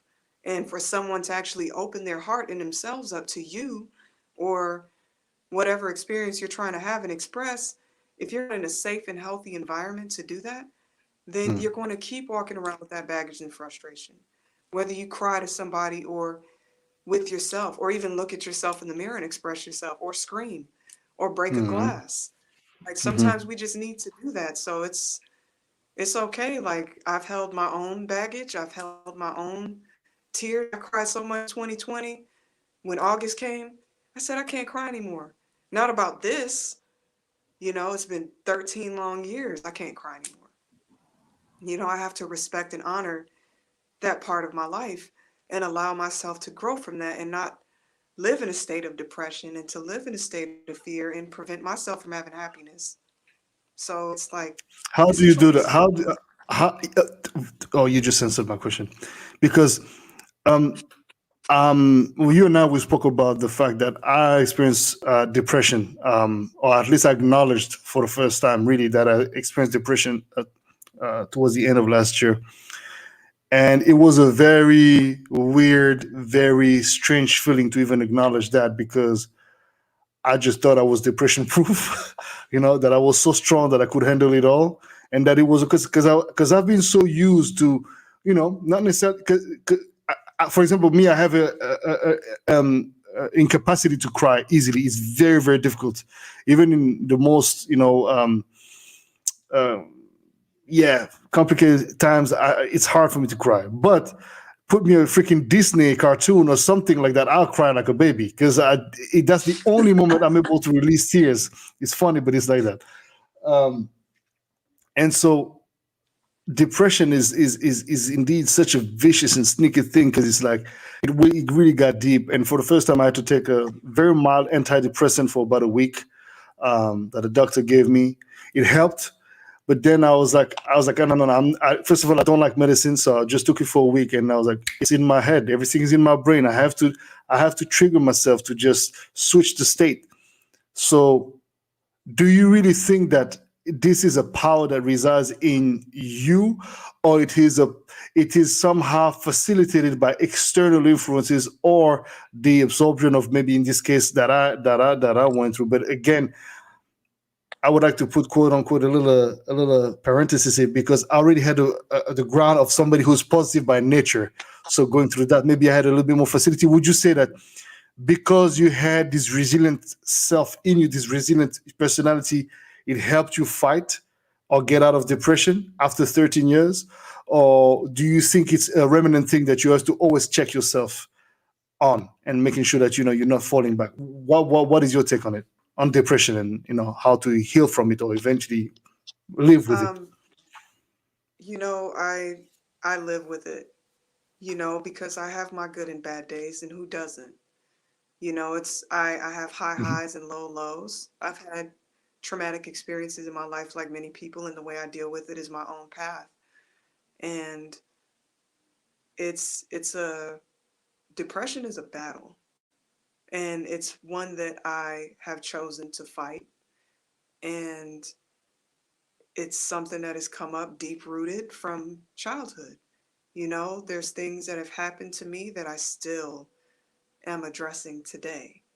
And we talked about it last week Yeah. when I explained to you Yeah. what's going on. And it's just like generational, like why is this still happening? And just trying to figure out why haven't my ancestors dealt with it? Hmm. And why am I the one that is choosing to deal with it so strongly and so profoundly? And with everyone around me, they're still not trying to really own their shit and deal with it. So I'm walking this path alone. That doesn't make it any easier. But I choose and program my brain. Like your brain is Hmm. is your is your human computer. So you have to 100%. program it. Now, Hmm. be it through mantras, be it through sound. Like me, I have this gong, I blow that shit, blow my brains out. Like I play that shit and I blow my brains out. And however you find that peace, however you find that clarity, however you find your your space and opportunity to heal and work on it, you continue to do that. It's not about, some people take pills. I'm cool with people doing what they need to do, but I understand how pills work. That's a quick fix to a real problem. You really have to dig in and have the space and opportunity to function in a capacity to allow yourself to be in that mind space to heal. And how I do it is with herbs, with waking up and going to sleep with intention, with playing my instruments, um, and with energy healing, which is Reiki. It's coined as Reiki, but it's just energy healing, laying hands Hmm. on myself, giving myself love, allowing the universe to facilitate my healing as well. And Hmm. I would say prayer, but I just call it speaking. I sit and I go in with intention, like this is the message I would like to convey to the universe and to those Hmm. that are assisting me at this time. Like this is the space I'm in. I do a lot. Like when people come or have been in my personal space, they see that it's a lot going on. But I need a Yeah. lot because I've experienced a lot. So, but then also as I work with others to assist in their healing, I'm also healing. So it's not a selfish Isn't that act for me interesting? to live. Hmm. Hmm. It's not a selfish act to want to heal yourself, because as you go on that journey, you're going to find reflections. And within those reflections, you see bits and pieces of yourself that still need to be worked on, or how you're succeeding, or where you can continue to grow. It's such a beautiful process when you say, I am in this space right now. You don't own that that's you. You say, I'm in this space right now. I'm going to work and continue to strive to be in this space in the future. And that's how you achieve bits and pieces of healing. It's not an overnight thing. Alcohol, I was heavy into alcohol. Um, it's never into other things, but just to kind of help me sleep and rest and not have my mind run so much. But eventually, you're going to have to face it, or it's going to take you out. So it's all about choice, and it's not hard to live in that space. But again, who's your tribe? Who are you surrounding yourself with? What are you giving 100%. yourself to make sure that you're in the space that you need to be in? To do that, you have to own your shit. You have to own your dirty draws and the flowers that come along with it. It's life isn't always going to be great, but you make it great with what you have. I don't have everything I want, but I don't think about what I want. I think about what I have, and I'm thankful for that. Gratitude. gratitude. But For real. by you I not ate thinking today. about what you want, does it mean that you don't dream about what you want? Or you're just saying that you're grateful for what you Oh, of have, course. dreaming into what Yes. you want and manifesting that with intention? Yes. Well, I don't even say manifesting because I know that what if I work on me, everything that is provided for me in life and everything that I work towards will come to me if it's meant for me. So I work and strive towards the things that I want to accomplish. But then again, I'm energy and I'm a spirit walking in this body. So I'm understanding my path more so that I can attain the things that are necessary for me to live the best life. Not the life Hmm. that I want based on societal norms, but based on my path. Everybody's not meant to be a millionaire. Everybody's not going to True. be happy all the time. I have my Yeah. goals, I have my desires, but they're so simple compared to what they were before because I got back to the root of me Mm. and wanting to do better for me. And with that, I'm able to have this discussion because if I wasn't in a healing space, I wouldn't be having this conversation. I wouldn't be able to share my story and my experiences, and my words wouldn't be able to touch somebody that may need it right now. So I work and I strive towards what I want. We're all here, but am I chasing money? No. Am I chasing cars and fancy clothes or people to have certain experiences that will um, create happiness in a moment? No. I'm thankful more often than I am living in regret. I don't have any regrets. Um, and I'm glad that I'm here today. You know, I ate a meal, like I was saying, I ate a meal today. Some people aren't even doing that. So if I Yeah. live in that aspect and know that I even have the time to not think about having a meal, I can actually work on some things that I need to work on because 100%. my future is about healing and assisting others and even getting into philanthropic practices in the future because nobody should be hungry. Nobody should be homeless. This world Yeah. has so much to offer. So everything I do is for myself, but also for those that come across my path or how we share that. So Beautiful, man. Yo, when I think Nikki when I dropping the think about science. depression, when I think about depression and I think about anxiety and shit, man, I can't even drink coffee. Like my nerves are like, I get hyped up on simple little stupid shit. I'm getting older. My body is hurting a little bit. I wake up like, oh my God, my shoulder. But I'm going great. But I'm here and I'm good. Gray Like, and isn't when I'm bad. not good, You know, yeah, you when I'm got you not got good, good I'll hair. be You got good hair. You're good. yeah. But I mean, yeah, I got hair. Like, just think about all the people that are suffering right now. Like, I'm actually good, and Yeah. I can work on me. So start there. I have the space. I can program my mind to do that. I can drink tea. I can smoke weed where you are, a little marijuana therapy, mushroom therapy, whatever is called to you. And when you go to bed at night, go to bed with intention. You know, spirits bring me information on how I can heal myself. Ancestors help me.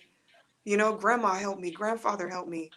um, or just let the universe know, speak it out loud. I'm going to bed.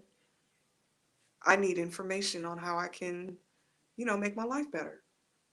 That's it. It's that simple. It's Wow. mantras. It's your words are spells. Indeed, It's indeed, and it's speaking it's things it's into misunderstood. existence. Go ahead. Hmm. Yeah, you're speaking things into existence. So it's not about it's so simple, and life has made it so complicated. We have 100%. a brain. It's our computer. We can do whatever we want to it. And just know that you're programming, this is your reality. You program your reality. There's some things you are going to experience that may throw you off, but you know how you want to be and where you want to live. When you start that healing journey, it's going to be so simple and stupid. It's too easy.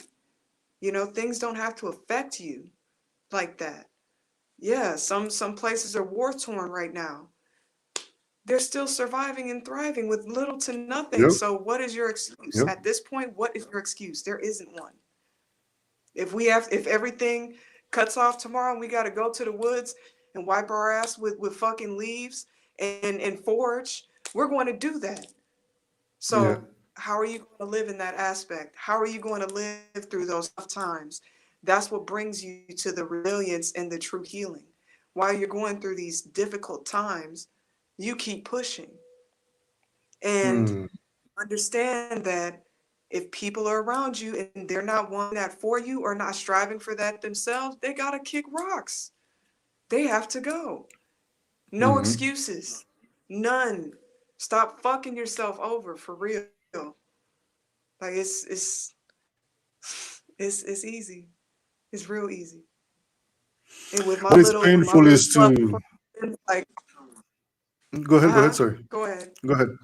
Go ahead. Yeah, with the few people that I talk to, I'm extremely empowered. I'm empowered and I started by empowering myself. I don't look outside of myself for anything significant. I'm just here for experiences so I can continue to grow because when I leave this body, wherever I go or whatever is meant for me, I if I recycle here, if I come back or if I come into another body or whatever I believe in when I transition, I want to make sure that I've done everything I could to pass on information to my children and to others. Like it's not hard, man. We make it hard. We make it super hard, and you said it beautifully because it's interesting that I mean, I echo everything that you say. I root for it, and I practice. We have the same practice for the most part on most things, and especially when it comes to how we go about, our personal space and how we maintain that equilibrium, which is a very, very, very fine and very fragile equilibrium because, of course, we are exposed to so many different energies all the time. But it feels like people, as we said earlier, are so addicted to the rush and the kick of that dopamine created through these negative experiences, to having to deal with all sorts of negativity, all sorts of, whether it be somebody saying something evil to you, or whether it be refusing to be loved, or refusing to love because you don't love yourself, or refusing to even love yourself and care for yourself, or refusing to take significant changes in your life. These are unfortunate addictions that we are witnessing, and as human, and even us, you and I, and some of us who've have gone as far as at least taking the step towards, as you said earlier, making a radical and decisive change in their lives. It's not easy. It doesn't happen overnight, but it requires for you to really want to do it, to really, really implement a sequence of actions that will lead you to the achievement of the end goal, which is never really an end goal. It's a continued journey, right? And there's never an end to Yeah. this thing. And as we're coming close to an end for this beautiful, beautiful, beautiful conversation today, um, I wanted you to touch a little bit on food and practices, some of your personal practices that helped you, align, your metabolism in a way that makes you glow the way you do, and the quality of your hair, etc. No, because we speak on that, and you referred to me a couple of times about how your food practice has really impacted your life and the life of your daughters, and those who've been influenced by you. Can you share a little bit on that before we close? We have about 10-15 minutes. Please Yeah. drop that science, Sure. mama. And We need and to then I that. want to touch on what my journey is right now as well Please at do. this Please, please. moment. Yes, of So course, I'll of course, speak on of course. yeah, so I'll speak on the food and nutrition. So I did serve in the military, and when I was in basic training in the US military, the Army specifically, I got very sick and I almost died. I caught bronchitis and pneumonia at the same time, and within 72 hours, I could have been dead. So it did cause a little bit of damage to my lungs, and I have to be very careful. And the reason why I left the northern regions of the U.S. is because it was getting more and more difficult for me to breathe, especially through colder climates. It was just taking a real toll on my body and my chest. So moving down south and having fresh food and stuff growing in the garden, it was just like, it was simple. I was being kissed by the sun on a daily basis. I was exposed to fresh coconut, to mango falling off the trees in my backyard, to my aunt growing fresh collard greens and her showing me how they ate when she was growing up, what kept them healthy and alive because they lived in Jim Crow. So they had gardens because they couldn't always go Hmm. to the grocery store. So I have a garden here. And now everybody can't have a garden, but you can make better choices in making sure that you're receiving proper nutrition. My daily is greens. Like I'm having a giant ass bowl of collard greens, kale, or a green salad, with fresh tomatoes and red onion and things like that. I don't eat any white foods. I don't eat, or I try not to. I eat chips. I love chips, but I try to eat potatoes, because I'm aware that here in the U.S. they do a lot of stuff to food, which is why a lot of countries in Europe they don't accept our food because it's crap. So we have to make a lot of conscious choices here. And I don't eat um, beef, any mammals. I eat no mammals and no bird. So I will eat fish every now and then, and I will eat shrimp. That's about it. Like a lot of leafy Okay. greens and conscious eating. Conscious eating, because you know what your body needs and you know when it's had enough, and also understanding that there's a relationship with food in your body. When things are off, what do you eat?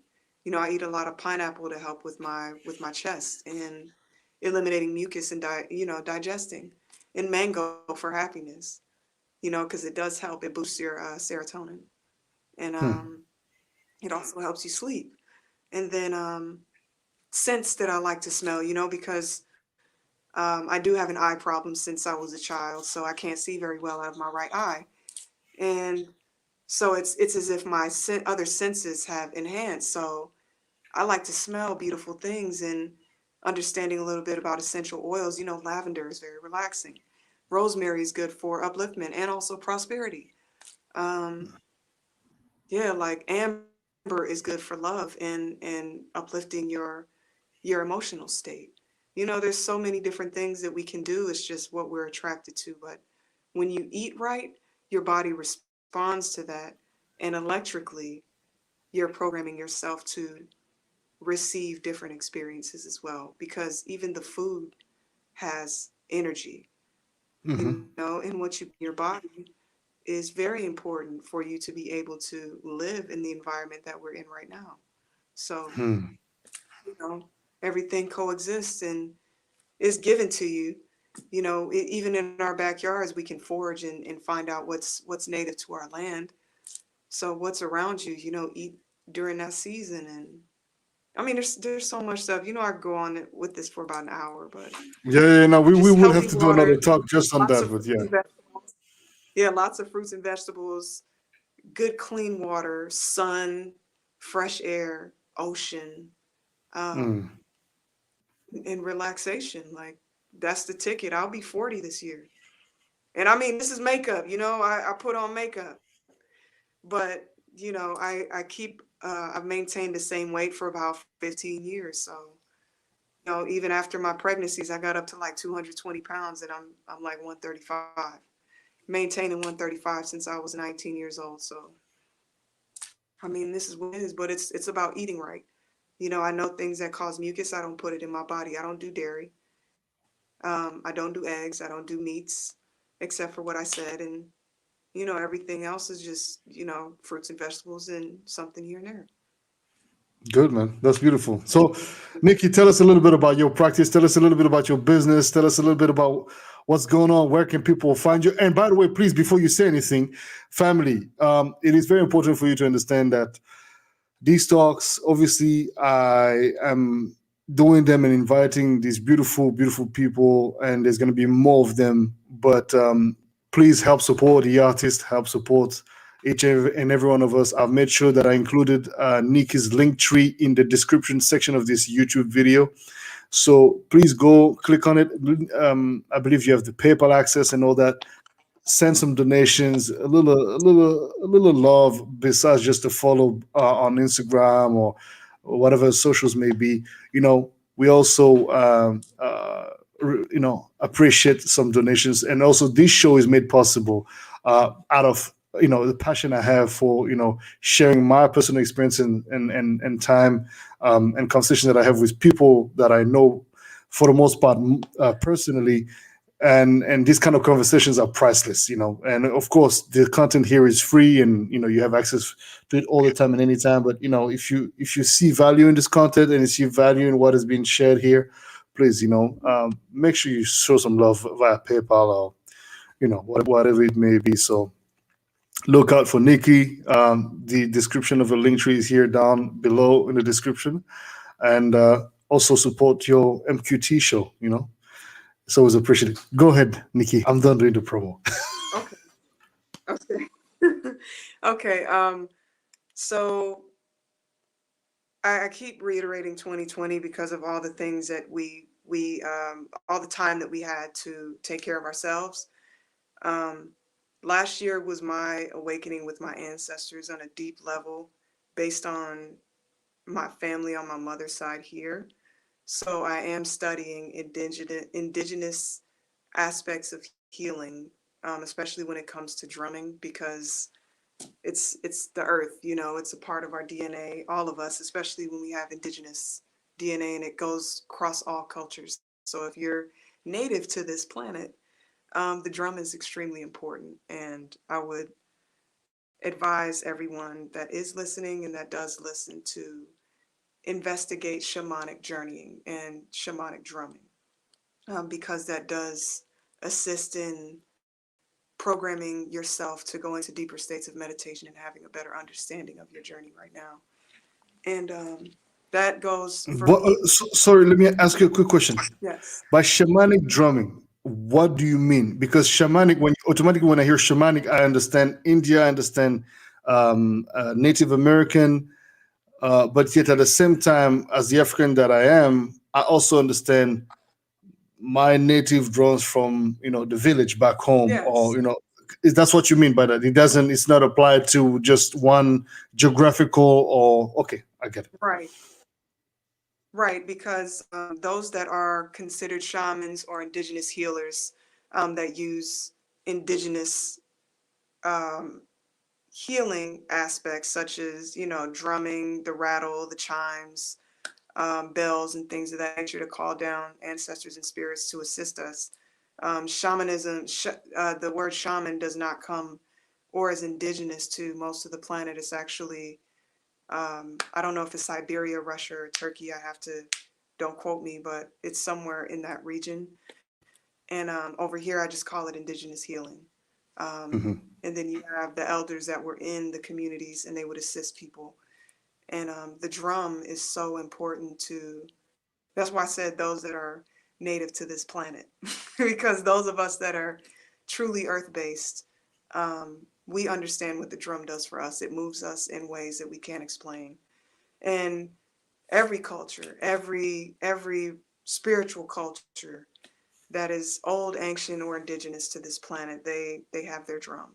They have their Mhm. sound that assists in healing. So whatever you're drawn to, the drum is a good place to start. But when you explore the drum, then you'll be led to other things. And the sounds will help eliminate problems, assist you with problems, and give you and afford you more clarity on your journey. And And you provide also, that, healing as well through your practice. I do. So I do sound healing, and I do have a medicine drum that is made from buffalo hide. And I also have a fiber skin drum that I take out on the road with me when I do my healing. And, all my other equipment. But the drum is something like, when I drum based on the person's ancestral pattern or what they need. So I really listen. And we did that yesterday, and it was very deep. So I can tell that the drum is something that's very serious in awakening your spirit. And just sound in general. You're a DJ, you're a music producer, and Well, your so are core you, term is Nikki? Don't dancehall act and like you're not soulful. a DJ or DJ producer neither. Come on, hold on Yeah, now, but hold on now. we're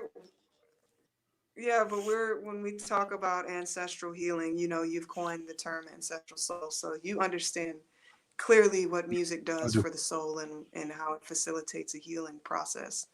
Yeah. And by creating, you're also doing and facilitating your own healing experience. Um, Another thing is that yes, I do produce, and I haven't DJ'd much because, my focus last year was really about getting into this, but this year I'm actually releasing a lot of music.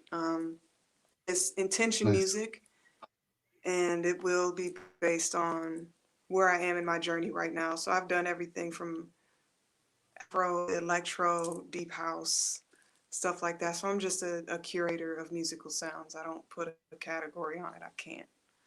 Like I try to and I can't. So, but more music will be coming in February, and that is an ancestral project that I've been working on. And it took a while to get there because I had to wait for the information to come through because the notes, the tones, the frequency, the mixing and mastering was done at a specific hertz frequency, put in a specific numeric category when mastering. So it's very important. It's a very important project. Well, family, I invite you to go check out the beloved sister Nicki Monty. She is on Instagram, and she also is on all your streaming platforms as well. Make sure you go show some love. You follow the sister. She's got you got two pages, right? You got your page, and then you have your practice. Where can they Yes. find you? So my Instagram is where I'm most active is Nicki_Monty. On Instagram is Nicki Nicki_Monty. And for my healing work, I just started that page a couple of months ago, and it's Spiritology. So Spiritology and the number one on Instagram. So there you'll see services that I offer. My link tree is actually, I think that's down right now, or I removed it because I'm I checked it yesterday, and it was working. it was working. Okay, because I'm reprogramming everything from there because of what's coming up, and you know how music is, just distributors and all that stuff I went through last Hmm. year. I was like, I can't do it. It was very difficult to push through that in itself. But everything is being revamped, and I am working on my spiritual practice and my healing practice. So if anyone's looking for any services, Spiritology number one is the place to go. And I'm open to communicate with anybody if they have any questions. You can feel free to DM me. I'm available Monday through Monday There you because go. it's never off when it comes to that subject. But I encourage everybody to at least ask a couple of questions because I don't have all the answers, but I'm sure that there's something that can be found within your own self that can be awakened just through a conversation or answering a question. So it's all Fantastic. good. Yo, family, thank you very much for tuning in. It has been a beautiful, beautiful, beautiful conversation with the amazing Nicki Monty. I'm really, really happy that we were able to do it. And it's been several months. I told you about this idea, this project, and it finally got manifested. This is when you project ideas and thoughts with intention. Being intentional provides results. May not be happening when you want them to come, but they'll come anyway. And we give thanks. We're so humble. And oh, by the way, oh my God, Master Electronic, thank you very much for the super. Is that a super chat or a super? How do you call this? Because I'm new to this thing. Keisha is the pro with that thing. Super, super, super, super sticker. I think that okay. Here we go. Yes, man. I appreciate that. Appreciate that, brother. Thank you very much for rewarding this beautiful, beautiful conversation. And again, it has been a pleasure to have you here. And family, yes, I forgot. Indeed, you can make super chats and super stickers. But since we're coming to an end for this live, the next one maybe. Beloved sister Nikki, uh, always a great time.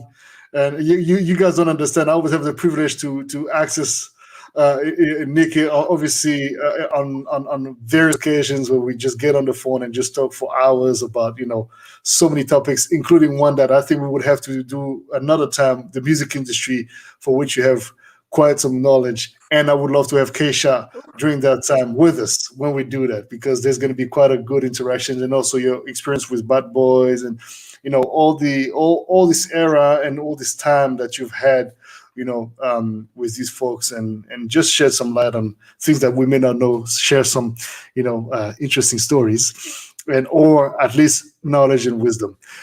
With this being said, family, thank you very much for your time spent with us. And this was MQT 13 with the beloved Nikki. Any last word before I end the broadcast? No, thank you for being a facilitator for healing. Your shows are amazing, and no Thank matter you. what type of adversity you face, you keep pushing forward, and the Creator will always continue to bless you. And I got your back. So, Amen. Likewise, sister. Family, we're ending this broadcast, and it was again a beautiful, beautiful time. Don't forget before we leave that this Wednesday I'm having the confinement talk with a panel of industry folks and renowned DJs and producers. It's going to be absolutely stunning. We have the great Greg Maloka, who is the one of the most respected guy in the radio business in South Africa. We have Cuba, also amazing DJ producer. We have Adrien Assadjan, who is the owner of the June, together with his father Afshin, the famous and infamous club June in Paris. We're going to be talking about the impact of COVID on the nightlife business, the club business, and how about bringing somebody from the business, also from the radio business, together with producers like ourselves, Vanco, also from South Africa, and Saint Ivo from Kenya will be joining us for this conversation, which is going to be quite interesting, and we're going to be having a bit of a perspective on how this whole thing is impacting the industry, and contemplating possible outcomes in a positive way for all of us. With that being said, family, see you Wednesday for confinement talks, and it will be Wednesday at precisely 5 p.m. 5 p.m. UK time. We're not doing it at the same time as tonight. Usually I do it at 9 p.m. But because in South Africa they're 2 hours ahead of me. It's just easier. So anyway, you'll be having access to the information. Until then, y'all be blessed, yo. Peace.